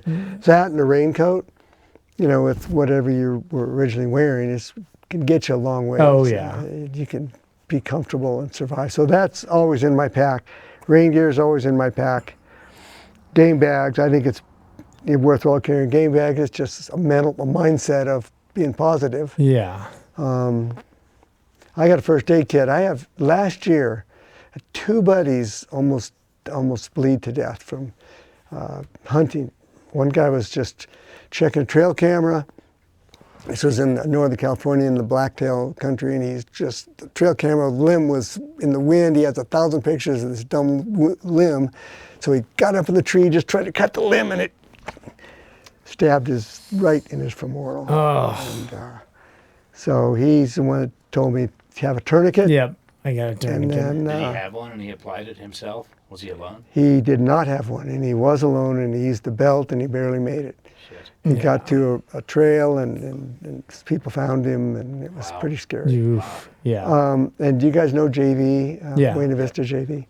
So, you know, he got a limb in his palm last year. He's telling me this. And it went all the way and cut a vein, and it was, you know, spurting out. Spraying, yeah. So I have that blood clot stuff and a tourniquet. I mean, we're bow hunters. We hunt with these sharp broadheads. It's Yeah. like a no-brainer. And that's what JV was telling me. He's like, I will never go on an adventure without that quick clot stuff. Because, I mean, yeah, I think he ran into somebody that was EMS that ended up Yeah. having it that, Yeah. I mean, basically saved his life, giving him that It quick was clot enough just to... a very simple little, just put his hand out when he fell over on his motorcycle, and it just happened to be a very perfect, sharp limb that went right into perfect spots. Yeah. And that was through a leather glove, so. Jeez. Yeah, I know. And most of the time when I'm riding my dirt bike, I'm like, I don't want any of my riding gear because I'm using it as access to hunting. So when I jump off the dirt bike, I just want to be able to go, you know, but Yeah, Yeah, I'm that's- guilty of that, but you can really get injured Yeah. on that. It's a trade-off. What about spare arrows? You ever take a spare string up there? I always have a Depends spare on- string. You do? Okay. Yeah. Arrows, Sometimes too. Backpack hunt, did you know you're not going to be back at the truck? What are you taking? Well, yeah, I take a couple couple arrows. arrows. Yeah. Do you take a blunt with you? Yeah. Shoot every now and then? Yeah. That you can put a broadhead on if you needed that Yep. arrow? Yep. Okay. Absolutely. how many arrows do you have in your quiver? You got 6? 6. Yeah. Yeah. Gone are the days of the 8-arrow quiver and the Yeah. 8-arrow adder. Yeah. I know sometimes you might still feel like you need them, but you know. You know, how many shots do you really get in the course of Yeah. the season? Oh, I mean, yeah. 2 if you're lucky, I was 3. gonna say, did you lose those arrows shooting at grouse and marmots Yes. more than you? Remember I told you, because Connor and I were talking about this at one point. One of the first things I always look, it's just my nature to some degree, but whenever I look at a hunting photo, I look at the quiver to see how many arrows are left. Yeah, Because yeah. I have emptied the quiver multiple times. Yeah. You know, and it's kind of funny. You know, you got a quiver, you got one arrow missing, and then sometimes you got a bow and there are no arrows. You're Yeah. Like, it's like, that story is one I want to hear. Yeah, exactly. Hopefully it didn't happen over the course of multiple days. Hopefully it was in one scenario that things turned into a rodeo. But Yeah. how many times have you emptied your quiver in your life, Scott? Well, I was young a lot. Hasn't happened recently Oh, as and much. it happened recently on a Canthus whitetail. It's fairly embarrassing. Yeah, I shot it was crazy. I think I hit that buck 7 times. But yeah, it's now I got to tell a story. But Yeah, I didn't hit him good, and he got in the corn, and so I kept shooting at him and running through the corn, and it was tough. But I finally got him. You got him with your last arrow there. We joked about it on our Oklahoma traditional whitetail hunt. We're bringing a 5-gallon ace bucket full of arrows because it was like pigs, I know, that was does. wishful thinking. Yeah. Oh yeah. Then we got down there and it's like I think all of us let loose one arrow. Mine was only at a coyote, and yeah, I mean it was we didn't. Yeah, I missed a doe and Drew got a buck. Yeah. Yeah, we all got one arrow out of our quiver that hunt. No, but I actually always go with wishful thinking on any hunt. Oh, yeah. I take usually a dozen arrows in the hopes that I'm going to use them all, and I never do. yeah, But Well, usually you're losing them, shooting at, like you said, a grouse or a ptarmigan. or yeah, shooting at a little something over there that's just so rocky, or yeah, wrecking arrows. But I think it's worthwhile shooting, on a hunt just to keep loosened up. And especially at high altitude, it's just clear air. I don't know, perspective's off. And sometimes that real open country, perspectives are off, I think. yeah, talking definitely. for just kind of getting distance Distances. judging kind of dialed in with Yeah. Yeah. I find that even with a tree stand, man. My very first shot out of a tree stand always is high. Always. I got to take a couple of shots. So you noticed that? Yeah. Well, like I said, when I went to Nevada the very first time, I shot over $7 and went home empty-handed. And we went to Nevada a lot. In those days, I was whenever, I don't even know, 70s, I guess, or 80s. Anyhow, when they opened up non-resident hunting and had archery seasons, because they didn't at first. But I would try to find a deer and just shoot over it and get it out of my system. If you find a doe, just shoot over it, because you get so shook up, and especially in those, early on, you go hunting really only once or twice a year, so you get that one shot a year and you're just so, adrenaline up and buck fever. And now sometimes when I try to hunt whitetail specifically, I'll shoot a blunt into the ground for sure early on in the hunt, and then sometimes every time. Yeah, as I, know I do. Where all the arrow's like not gonna, and it's odd because I always had this thing that like, oh, if I shoot an arrow down there and a buck walks past and smells it, he's gonna spook. And the amount of deer I've had come sniff an arrow is crazy. Really? It's crazy. I don't know why, but I've had some spook when they smell it, but I've had lots of them chew it, try to pull it out of the ground, or just not care at all. Huh. Yeah, I don't think it bothers so much. But, well, what do you think? Some stories? I want to talk about. Will you hand me that spotter, sure. Scott? So as we're talking about gear, what do you use for glass? Yeah. I've got the Swaros 10x42s. Okay. I had the 12x, and they just, they're wonderful. Yeah. The new NLs. NL Pures, yeah, they're phenomenal. But you just can't hold them steady enough. You're climbing a hill, you're breathing. So I traded them back for the 10s that I've had forever. Sweet. And then I've got this spotting scope right here. Well, so this one they just released 4 days ago. So this is Swirl's new one. That's the newer, their economy model, yes, so to speak. Exactly, yeah. yes. So I picked this up from Gene Taylor's today so we could kind of show it off. We got it on a Tricer BC backcountry tripod with their head on it. It's an AT Endura is what it's called. So it's kind of like their middle of the line. Looks really good. Yeah, and it's a single piece, so you don't have like the module system that you do to change angle, straight, objective. 21 to 65 variable zoom. It's got a 75 millimeter objective, which is kind of a nice size, I think, for, because I carry a 95. I think the 65 sometimes is a little too small, but this is a nice kind of middle ground. Well, that's an improvement from the old cap. Yeah. I think it fits a little tighter for sure. For sure. And it's retails for $28.99. But it's at the time of this recording, it was released 4 days ago. And that's $400 cheaper. Yeah. And the 65, I have the 65. Right. In the straight. Yeah. And I really debated getting that smaller one. Yeah, the STC. Yeah. Because so many times I get to the trailhead and I pick my pack up. I know. I look at the scope and I take it out and leave it on the seat. Yeah. Well, this is the cool part about this. Like a nice backcountry size, yeah, sure. I weighed this out on our antler scale. The spotter itself is, would that be 51 ounces, so 3.5 pounds, which is pretty awesome. I mean, that's a pretty nice size scope. This whole setup with this tripod and the spotter was 5.5 pounds. So this really isn't that bad. I mean, this is pretty lightweight compared to, I bet my 95 ATX weighs as much as this does with the tripod on it, Yeah, 2 pound tripod and a 3.5 pound spotter. So I think it's kind of cool. He did say the biggest difference between this and like the X series, the ATX, the STX is this does not have the field flattening lenses, which I think it kind of edge to edge clarity is a little different without the field flattening. But yeah, I mean, I thought it was super nice. And if somebody's trying to get a nicer spotting scope, I think this is a better price point than some of those, they've got a BTX 115 down there. It's like $6,000. You know what I mean? This is a nice kind of middle of the road thing. Through the new image stabilizing one at Gene Taylor's.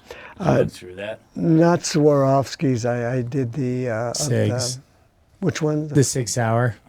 Yes. Yeah. Those are pretty cool. You know what my wife calls Swarovski? She calls them Dvorsky's. That's hilarious. That is hilarious. Oh, that is awesome. Yeah, you should go check out the image stabilizing one. I could not believe It You know, is I looked into that. They say if you drop it, I think it still works, but you have to send it in, and I don't know. It's like anything with technology I know. like that. There's always going to be this trade-off with like, how rough can you be with it, and what can it? And I don't know. You're up there in the wind and the rocks. It just Yeah. Yeah, but if it's working, it's And incredible because that like shudder you get from like the wind, Yeah. it completely removes that. It is. And it's kind of crazy. Go tell your wife you're gonna go look at a Dvorsky down there at Gene Taylor's for $6,000. Yeah, no, I think they have the straight one in there now, and I think it's 3,900, I think, something like that. But it's only a 17 to 40 zoom, I think, is what it is. So you lose a little bit. It's about the size of that, about the small ones like the STCs that we were talking about. It's a little heavier with the gadgetry in it. It's super cool. I tried to convince my dad to buy it so I could steal it from him, but that didn't work so well. So I'm working on that. yeah, and I when I told my dad that Andy and his dad were gonna go buy it, I thought he was really gonna go buy it. Then I'm working on it hard. Well, thanks Darren. He's our local sporting goods here, Gene Taylor's in Gunnison. Thanks for letting us look at that. He's got the whole line of Swarovskis there. Yeah, And this Tricer gear. Have you seen some of the Tricer gear? it's that's a super light tripod, and I think that's I really like that image stabilizing one. I just have a hard time thinking that I would totally bail on a tripod going to the Highcountry, right? Because you can just hold it like a pirate on a ship, and it is clear enough for you to see and stable enough for you to see. I just think that I am still going to bring a tripod. So you're almost better off with, something that is I use a tripod for my binocs. Yeah. So I have it worked out so I can use them both, the binocs and the spotting scope. Yeah. And the difference is night and day with your just 10 power binoculars. Totally. Yeah. Totally. As far as seeing something off in the distance, Yeah. the detail.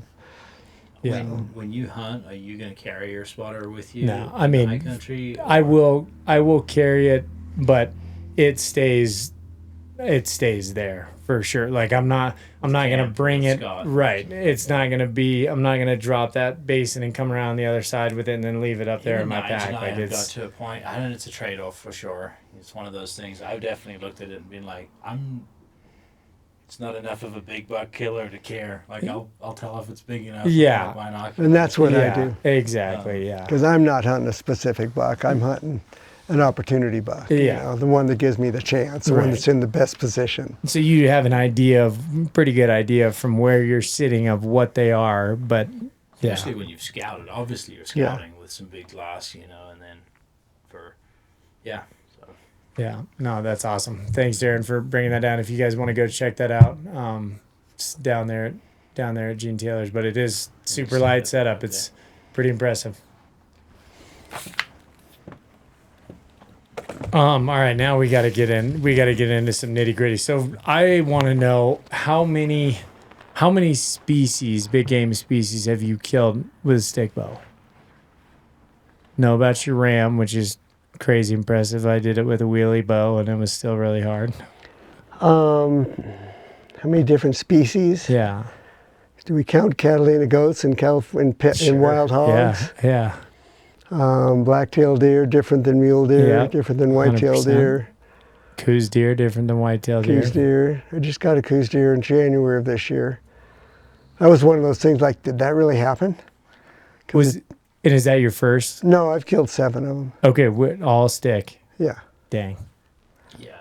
That's very impressive. That's very impressive. Well, I started hunting coos deer when I was in my late 20s, so can add that up. Yeah, exactly. One a decade. Yeah, exactly. But in all honesty, I've gotten much better the last 15 years because I've been tree stand hunting more. Gotcha. Just kind of realized these are whitetails coming out Yeah, of a tree. totally. Instead of trying to stalk them in that rocky, rough country, even though I've had that at work. And talking about a rainy day, I killed a really cool buck, a coos buck, on a super windy, rainy day. And I was with some guys from Arizona, and we're watching the hillsides, and there was a buck kept going back and forth every hour or so. And they were packing their gear up, and I said, "What are you doing?" He said, "We're going to go back to camp. It's raining." I said, "Aren't you going to go after that buck?" They said, "No." I said, "Okay, I'll go after that buck." So I went up and got above the trail and paralleled it. And here he comes, walks right below me. I missed him. I was so excited. It was a beautiful buck. Shot right over his back. And he kept walking, and however many, 1,002, 1,003, the arrow hit way the heck down the mountain. So, and he stopped and he looked down there, put another arrow on that bow, and without being so nervous, just instinct, I just zipped him. So you did kill him. Yeah. Yeah. Yeah. So you just had to get your rangefinder arrow out there first, and then calm the nerves, and Exactly. Yeah. Yeah. I did shoot over it. So coos, Columbia blacktail, mule deer, Rocky Mountain bighorn, Mountain goat, mountain lion, bear, desert bighorn, Colorado, Nevada. Okay, I remember. That's that. actually a Yeah. California bighorn. Okay, which is pretty rare. That's Deserty very cool. country. Yeah. Yeah. I shot a red stag in Argentina last year. That was another one of those. Did that really happen? Because man, those things are wary. I was shocked at how wary they are. White-tailed deer, I already said that. Yeah. Coos. What about moose? Have you drawn Colorado No, moose? 32 years. No moose tag. So is that the one only, you're that's missing? the only one in Colorado that you haven't got of the 10 here in state. I didn't get a desert. I've never. Yeah, had a of the desert tag. 9, Yeah, but sure. that's the last. That would be the. Would that be? I've your never 9? killed a whitetail in Colorado. Okay. Yeah. Yeah. And I have not gone after the Big 8 or the Big 10. Yeah. Still waiting on that. Most of your I stuff see. being in the lower 48. Have you spent any time in up north? Or I went to the Northwest Territories caribou hunting. Sweet. McKay Lake.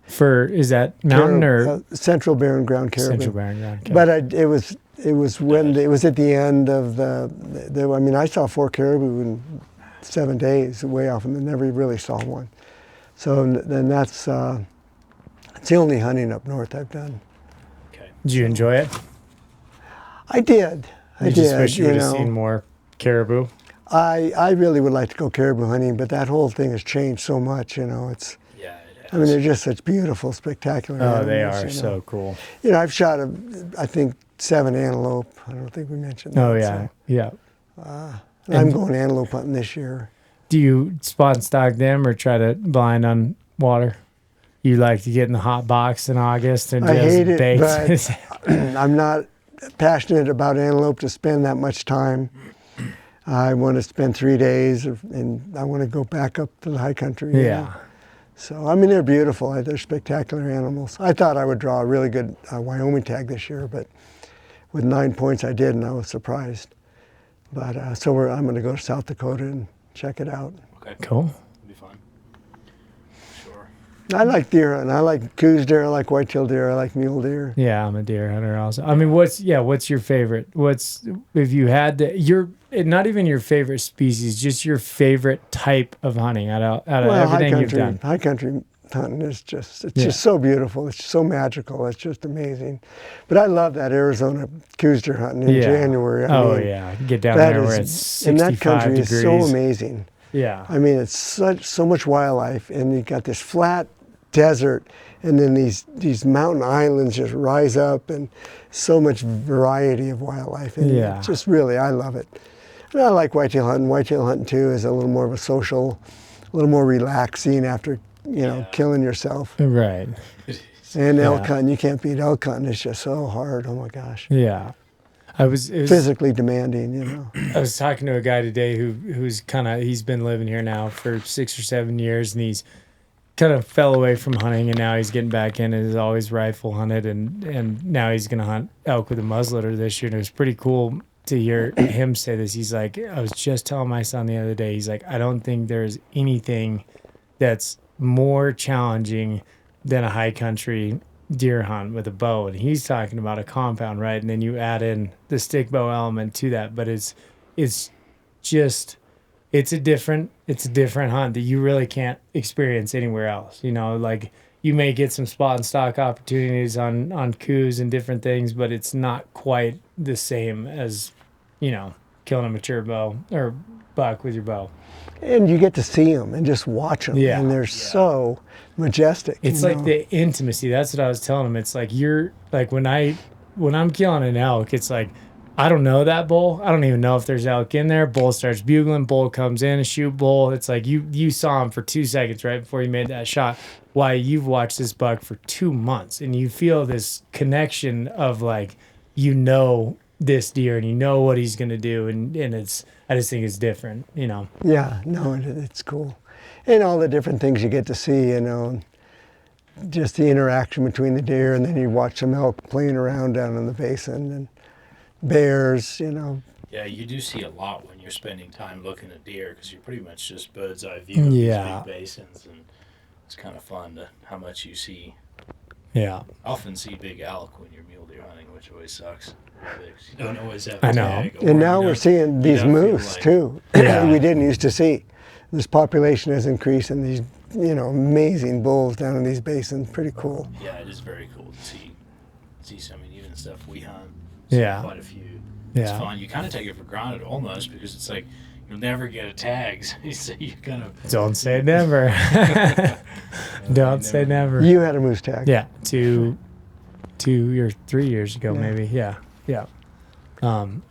So it can happen, Scott. Don't give up. Don't give up. I've been lucky. Yeah. And I mean, it's the way it is, and I mean, I'm optimistic always. I always draw a good tag. Yeah. I really do. And you put in enough, and plus I've been putting in for so many years, to be honest with you. I've been putting in for 30 years, you know. Yeah. So the chicken's coming home to roost. But I'm almost done drawing a lot of those good tags. I've drawn unbelievably good tags the last 10 years. Right. Yeah. You kind of built your point wealth there, and now you got to spend it, which is what I say that I'm going to do. I don't really care to go hunt a marginal hunt in an out of state. Like if I go somewhere and I'm going to spend that time and that money, I want to go on a quality hunt, and that may be when I'm, you know, 40 or 50, you know, who knows? But right now I'd love to go hunt. Old? Huh? That old? Yeah. Yeah. Yeah. But hey, you're giving me hope that I can still be doing this. I can still be doing this when I hit 70, which is And don't plan to get up that hill as fast. That's for sure. But you know, we have this amazing place we live in, so to leave elk here to go somewhere else, it needs to be good, and that's my philosophy is the same way. Yeah, we've talked about that for sure, kind of just what we have in your backyard. But it's a changing environment now. It's one of these questions we've asked other guys similar to you is, what about now? What if you were us right now? What would your approach be? Obviously, we share the passion, right? Put yourself in our shoes now. What would your approach be for hunting from 2026 onwards? How would you approach it? Well, I think you need to pay attention to all the changes that are happening, and they are, and just do your best to navigate it. You know, it depends a little on what you personally want, but I'm a big proponent of applying for tags. And you know, some people say, "Oh, I'll never draw." Well, you're right. You never will if you don't put in. I say go for it. Put in. If you get too many, cross that bridge when you get to it, because that happens too. But I say, you know, that's why I'm trying to go to South Dakota to learn something a little new. I've been trying to go to Wyoming a little more. And I'm closer now that I've moved north of Denver there. So, and I really like Wyoming. I mean, it's just not as crowded. Colorado's a little, but it's hard to beat Colorado. I mean, no place is as beautiful as this stuff. For sure. But I mean, what states, if you're starting at our age now, what states would you be applying for, even with the changing environment? Well, I put in for New Mexico, Arizona. I mean, I think Arizona's fantastic. put in and yeah, build points. You know, Arizona gives you the opportunity after 5 years you get a loyalty point. Right. And I went down and took the hunter safety and got another point. So I drew an elk tag 5 years ago there, and it was an unbelievable hunt. So now I'm all of a sudden back to 7 points. So yeah. at some point you I'll be never in the lose running. those 2 that you've got. Those just stay there forever, right? Yep. Yeah. Nevada, I think, is a super cool place. It's just so remote. Hard to draw a tag, but you'll get one. And then Idaho's starting to draw now. So I put in everywhere. I really do. The only place I haven't put in is Montana, and I tried to this year, and to be honest, it was so confusing.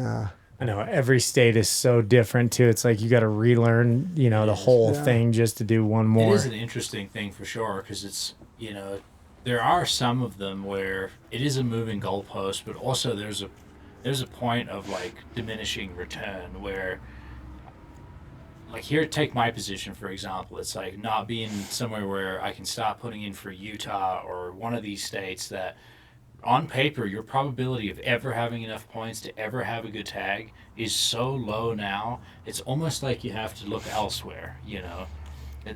Which is why it's like I still think it's worth it. Yeah. Utah has a trad only season. Yeah. Yeah. It's not great, but they're working at it. Oregon has a pretty good one. Yeah. And Idaho's poking around the edges of it. And so I get some points, Arizona, they're talking about it. So all of a sudden, that's a great opportunity. That number of hunters, and the total amount that will hunt with a stick bow is so small that point value is increased. You may get a great unit on 6 points that may take 27 with a rifle, right? But it may bring it down that much more because not many people are willing to risk that amount of money and that time on a stick bow. And I looked at the one in Utah. I was super interested in it at first. But then, like you said, I just kind of saw, I'm like, I can't justify spending that much money because I don't really want to go down there and shoot a 110 melee with my bow. You know what I mean? It's like, we're kind of spoiled. So it just, but yeah, and I've thought about that too. I've brought it up before, not many people like to hear it, but I'd like to see the latest season. If that's getting rid of forest season, I'd like to see that be a stick bow hunt. It's like your harvest success goes way down, but your opportunity goes up. You're able to increase tags because of the lack of success, for a season like that. Yeah, absolutely. Yeah. That'd be really cool to have that. Just to see giant bucks like that. Exactly. And just have a chance. 3/4 of the way to go hunting, just to be out there and see these beautiful animals, So. Yeah. Okay, Andy, you're back in Utah. You got to start playing in Utah again. I'm thinking further afield, man. I think the world's a smaller place than we think. Yeah. I drew a Utah elk tag last year. Oh, that's right. Yeah. And I have a bunch of deer points, is why I have not put in for that trad tag. I'm kind of hoping they get better units, or that unit gets better. They're actually doing some really good stuff for mule deer in Utah, as far as predator control and really working at it. And I think in the future, it'll get better. Hopefully we get more moisture. That's what we need. So. Yeah. The only problem, so they on that same unit they went to lever, or it was open sight only, no semi-auto, so either bolt action or lever action for the rifle season. So they have the stick bow only, flintlock or wheel lock muzzle, and then an open sight. Well, then somebody developed an open sight rifle turret that they can now shoot 300 yards with an open sight, and I'm like, man, why do we do this to ourselves? It's like they're doing something good and authentic and old school, and then. But that's human nature. Sure. Yeah. No question. It is. Yeah. No way around that. So. I'm gonna have Andy ask. Andy wrote down. Well, I wrote them down, but Andy texted me these questions. I want you to ask him these. Ask him that one first. If you can read my writing. Most memorable deer that got away. Let's talk some hunt stories. So, hopefully it's not a long list, but it might be. What's your most memorable buck that got away? Well, I talked about the one in Nevada Yep. that I missed and threw my bow in the bushes. And That one still haunts you. That's up there with the very top of. yeah, I found a tremendous buck, and my buddy swears it was a world record here in Colorado. And we had hunted other bucks, different bucks, and saw him a few times. And I was helping my buddy track one that he got and packing out. Looked way up high and spotted that buck bedded down in a little ledge.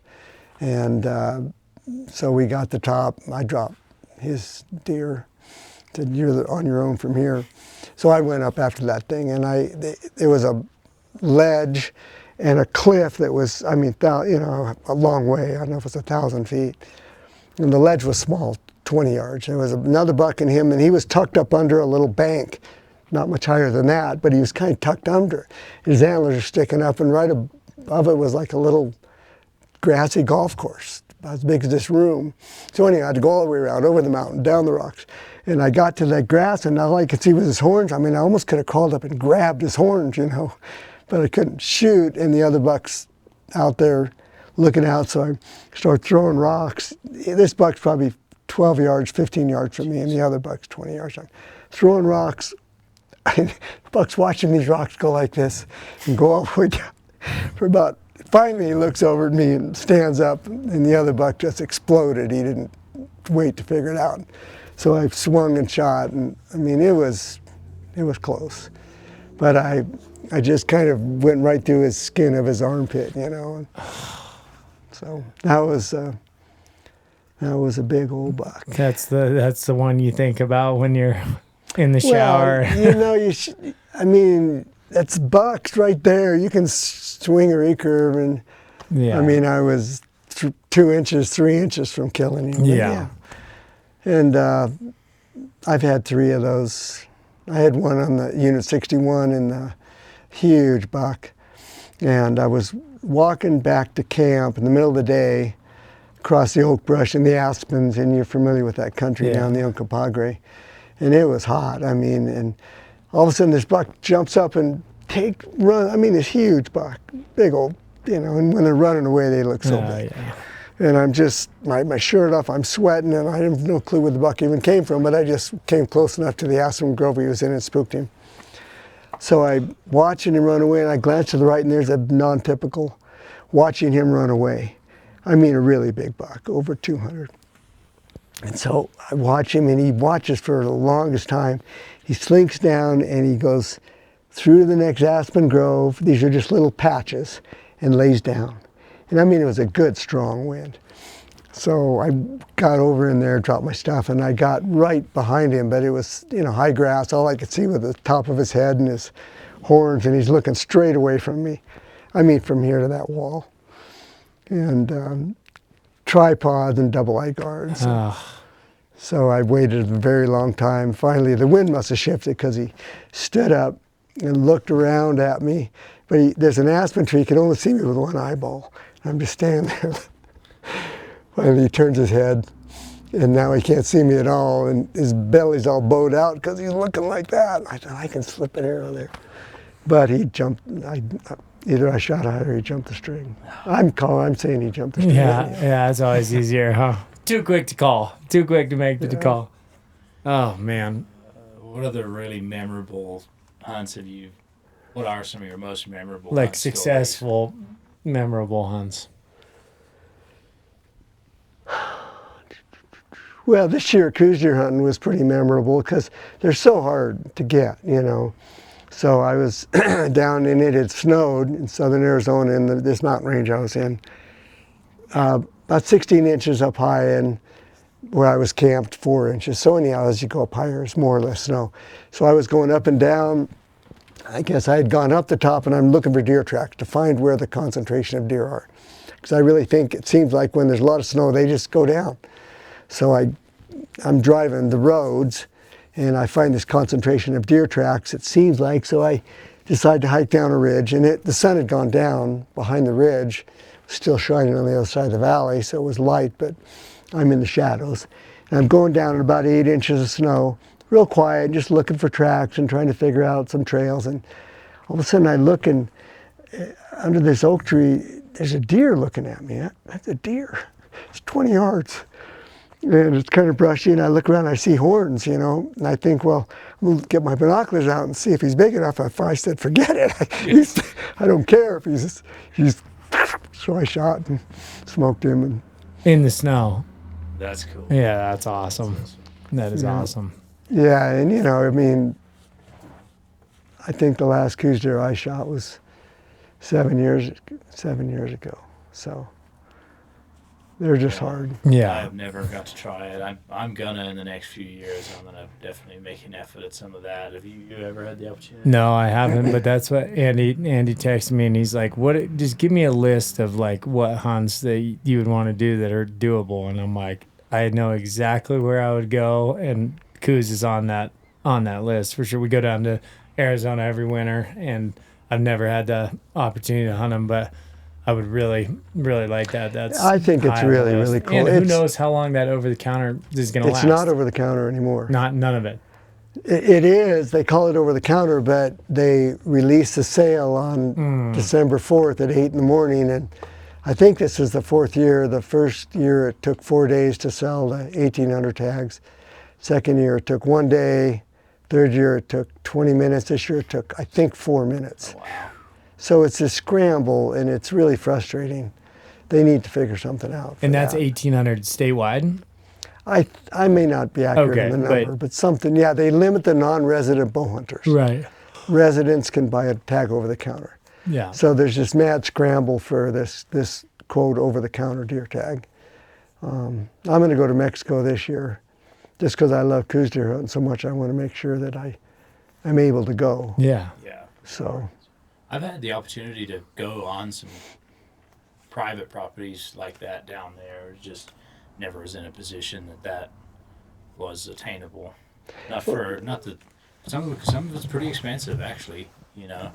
But if it's your thing, for sure. Have you ever had the opportunity to go to Mexico and hunt the really big desert mule deer? What about doing that? yeah, that'd be neat. Where we're going this year, they do have them. Okay. I've hunted Mexico 2 or 3 times. We found a place and cultivated a place in the Sierra Madre. We went down, and it was unbelievable.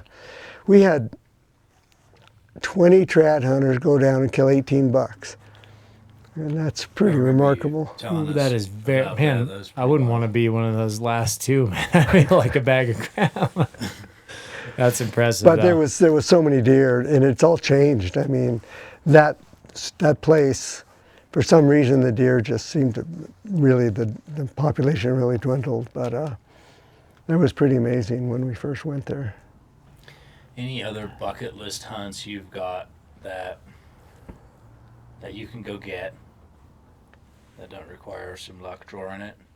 What is your ultimate bucket list hunt? If you could do one now, what would it be? I'd love to go caribou hunting, you know, and where you're seeing them and getting into them. I don't want to go sit in a tent in the rainstorm for 10 days in Alaska. Where we went should have been really good, but it wasn't. I love whitetail hunting. I love mule deer hunting. You know, I did go to Kodiak Island 2 years ago, and I missed a beautiful buck. And I'd love to go back to Kodiak. That's a neat place. I've heard. It's just cool. Everything about it's cool. And the Sitka blacktail, I mean, all blacktail are pretty, but the Sitka are very... Oh, they're striking. Yeah. They're so beautiful. The double throw patch and Yeah. I mean, they're just beautiful, beautiful animals. Yep. So I will do that, and I want to go back and do that. So Definitely on my list too. I've thought about that and read lots of stories of trad guys going out there and hunting that. You know, a few guys. we lots of did a opportunities. boat hunt, It looks really fun. and I mean, we just ate like kings, and really, really comfortable. Really was fun. Really neat. And it's a lot like hunting here, except at low altitude. You know, Yeah. you're hiking and climbing, and so I think the population has struggled. I think it, you know, fluctuates. Because it went way down. There was a point where it was just Yeah, amazing. they had some bad winters. And I'm then, sure you know, those- there used to be five deer limit, so now it's a 1 deer limit. And I don't know how this year will be, but I'm sure those bears wreak havoc on those deer as fawns, though. shotgun. Yeah, I would imagine. I mean, they do here in Colorado Yeah. with a much smaller bear. You know, it's like I bet they're just pounding those little nurseries. Yeah. I think the population's come back a bit. I remember reading like Paul Schaefer and some of his buddies going out there and shooting deer, and it looked fun. It looked pretty epic. What about any of the big bears? Have you ever hunted anything bigger? I don't have too much interest in that. Okay. A buddy invited me to go up brown bear hunting, and I asked him if they had antlers. He said, Yeah. "Gosh, I'm not interested." Yeah, I don't blame you there. I mean, yeah, a lower 48 grizzly I would be interested in, but that's about. A grizzly with the bow, I would definitely be interested. Oh, I close think range spot and store. it'd be an Yeah. awesome challenge for sure. Love to do that, but I know what you mean. It is kind of it's just a different thing, and if it's not high on the list, it's just not high on the list. I mean, geez, the way things are going, that might actually be a possibility in our future at some point that we can hunt a grizzly bear In the lower 48. somewhere, Yeah. north of us here at some point. It's going to be resident only for a while, I would imagine, but eventually we may get a crack at it. Yeah, we'll see. Well, we didn't cover much about your professional career. You've got a big family. You've been a successful person. I've always looked up to you for a long time. You've been an influence to me from the get-go when I got out here. I appreciate the help in the early days. It was fun help, too. It was kind of just like, here's some opportunities. Go get them, you know. I appreciate it. I'm interested. If you could go back and have a conversation with your 20-year-old self, this is just life advice here. What would you tell yourself, knowing what you know now? This is not even hunting specific. Probably I'd say to myself, don't be quite so serious about everything, you know, lighten up a little bit.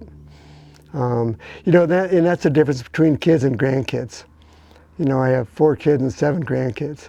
And with the grandkids, having been through raising your kids, you know, and you're in the middle of it sometimes, and it's just hard to make decisions, and you try to do the right thing. The grandkids, you know some of the stuff that this too will pass. Yeah. And the other word my wife and I learned was nevertheless, you know. It's your turn to do the dishes. No, I did it last night. I did 2 forks, trust it. Nevertheless, it's your turn to do the dishes. So but with the grandkids, you can enjoy them and not get so in the emotional moment of it, you know, and just realize he'll be okay. He's having a temper tantrum. Let's take some time, and then we'll go back out and do whatever. So, Yeah. no, that's what I would do. I would tell myself to lighten up and also really try and enjoy the time right now, because it goes so fast. Yeah. Like, holy crap, you know. So, I mean, if you can just somehow, time goes, you know. I noticed it on this bighorn sheep hunt here in Colorado.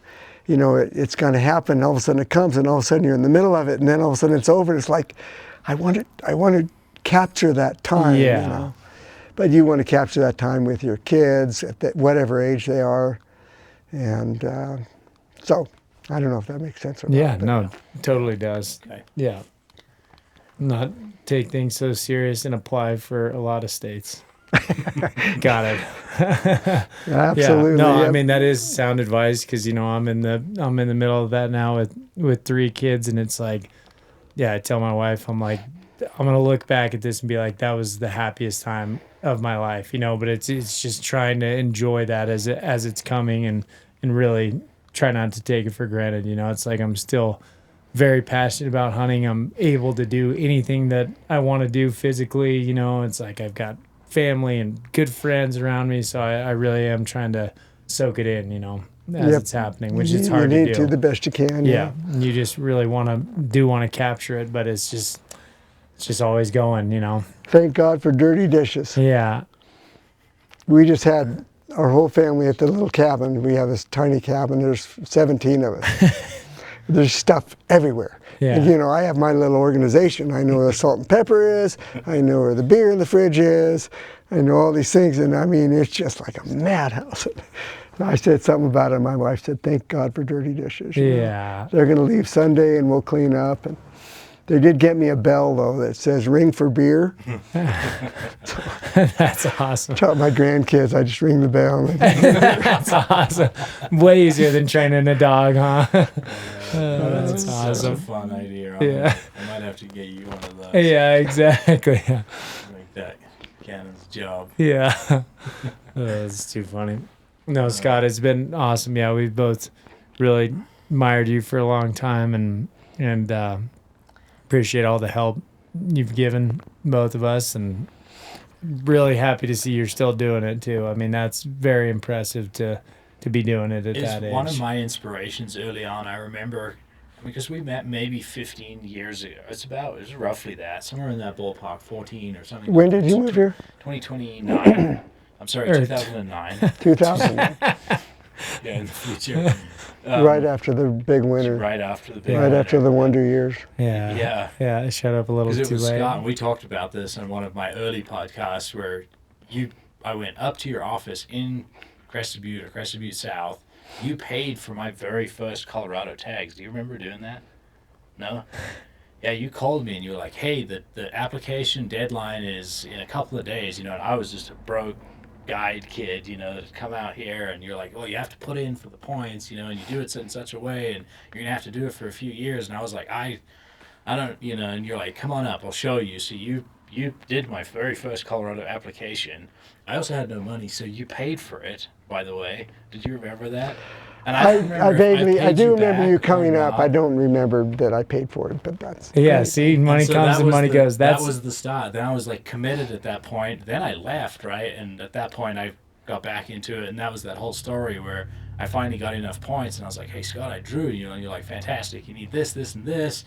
And you're like, I'll show you what you need when you get here. And when we met up at that point, I brought out a paper map and said to you, like, and I'm thinking in my head of like, okay, you'll have all these spots picked out, and there's gonna be like, this and this and this. And we looked at a map, and you took a pencil, and you're like, can I draw on your map? I was like, oh yeah. And I'm thinking like, he's gonna be like, this is a perfect spot here. This is a really good access here. You took a pencil and you circled the entire wilderness area, everything above tree line. You circled the whole thing. Might have been. I do remember that. Several square miles. And you were like, big bucks in there. And I was like, okay. Yeah, time to learn. Got it. Yeah. And he did. Look at what you did to him. You're like the gateway drug. You gave him his first Colorado applications, and now. Oh yeah, it's a great experience. Yeah. Good influence. And you've done a bunch of different stuff, which we didn't talk about. You're pretty involved in the whole archery community, the stuff you do with the kids, the traditional archery society here in Colorado. Bit of a local legend, actually. Yeah, for sure.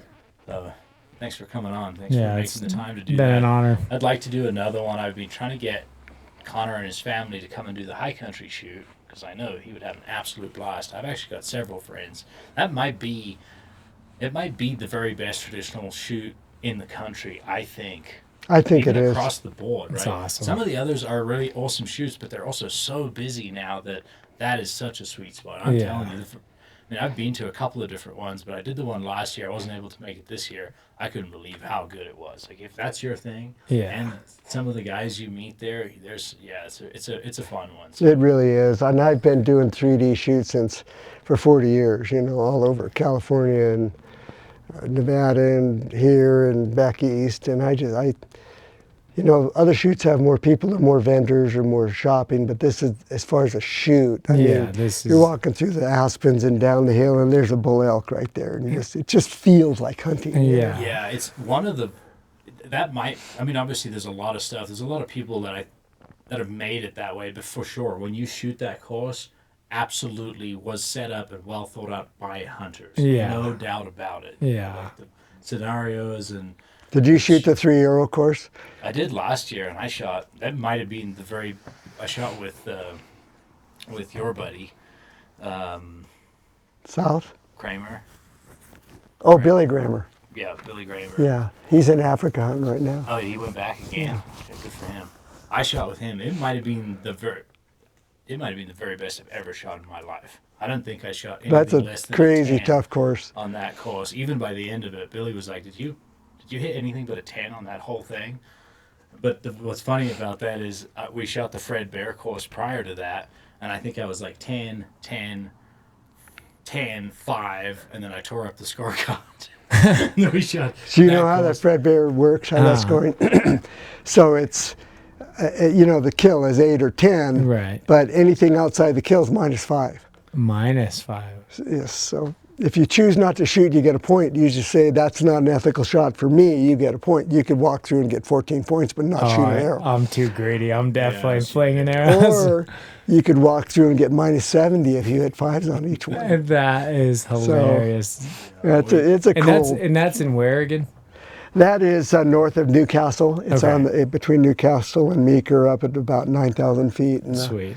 National Forest. We just lease a National Forest period, 4 days. And that's in June, typically? It's always the weekend after Father's Day. Weekend after Father's Day. Okay. We need to try and make that happen. Yeah, next year. I told for you sure. and Drew You about did. it, and I think your kid. There's lots of. It's pretty family oriented. There's a bunch of kids there Yeah. set up for them that have a blast. Well, and my son's been throwing a fit because he wants to go to Beaver Creek to go shoot because I set up a 3D course behind the house and he's like, I don't want to shoot that one. I want to go to Beaver Creek. So I think he would. Yeah. How old? He's 4. Yeah. Yeah. And my daughter's 6 and she's getting pretty good as well. She's been on a lot more hunts with me. The first kid gets a little more advantages than the second one does, and he's loud but yeah, he's fun to be around. He's all into it. He was with me when we killed a turkey this year, and yeah, so he's fun. So I think we may go shoot Beaver Creek tomorrow morning. So Yeah, you should. Yeah. You taking him scouting with you yet? this weekend we're going backpacking. So yeah, we're going. 4-year-old backpacking. Yeah. He wants to go. So That's fantastic. yeah. Both your older kids are keen for sure. Actually, they're into it. They'll be. I'm looking at them just like you have no idea, like the gift that I'm giving. Like the amount of knowledge that they already have at their age. I'm like, that's pretty crazy. And I'm treading a fine line of not pushing it too hard on them. Like I want them to want to do it. And he's which they do. Yeah. He wants to go. He wants to go backpacking. So I'm gonna pick a little mile and a half hike and go set up a tent and sit there in glass and see what happens. So. I took my boys, and then I took my daughter one. She was probably 8, and we organized and we planned and we got the map, and we went up and parked at the trailhead and went to the back of the truck, opened the tailgate, and put my backpack on. And she put her backpack on. She said, "I've been waiting for this moment all my life." That's awesome. And it was just amazing. Yeah, that's so cool because they see you do exactly, it, how and much they've thought about it. yeah, Sure, that's fun. No, it is. I'm in a very cool stage of life right now, and it's just trying to take advantage of it. So hopefully he doesn't hate it. I don't want to take him on some death hike, but yeah, I'm gonna get him back there. It's good for everybody to drink filtered water out of a stream and sleep on the ground. Yeah, I'll have a blast. Yeah. Okay, well, let's wrap her up. That was us for this, and on to the next one. Yeah. Thanks again, Scott. Thank you, guys. Yeah. Appreciate it. Appreciate I it. admire you guys. I like the way you're going about it and exploring and, just looking at the big picture and just what really matters, what's really important in our lives and in hunting and family and all the different parts of it, And I think it's good to look at that. So I appreciate it. Thank you. Yeah. Thanks, Scott. It's been an honor. We'll see you guys next week. Thanks, guys.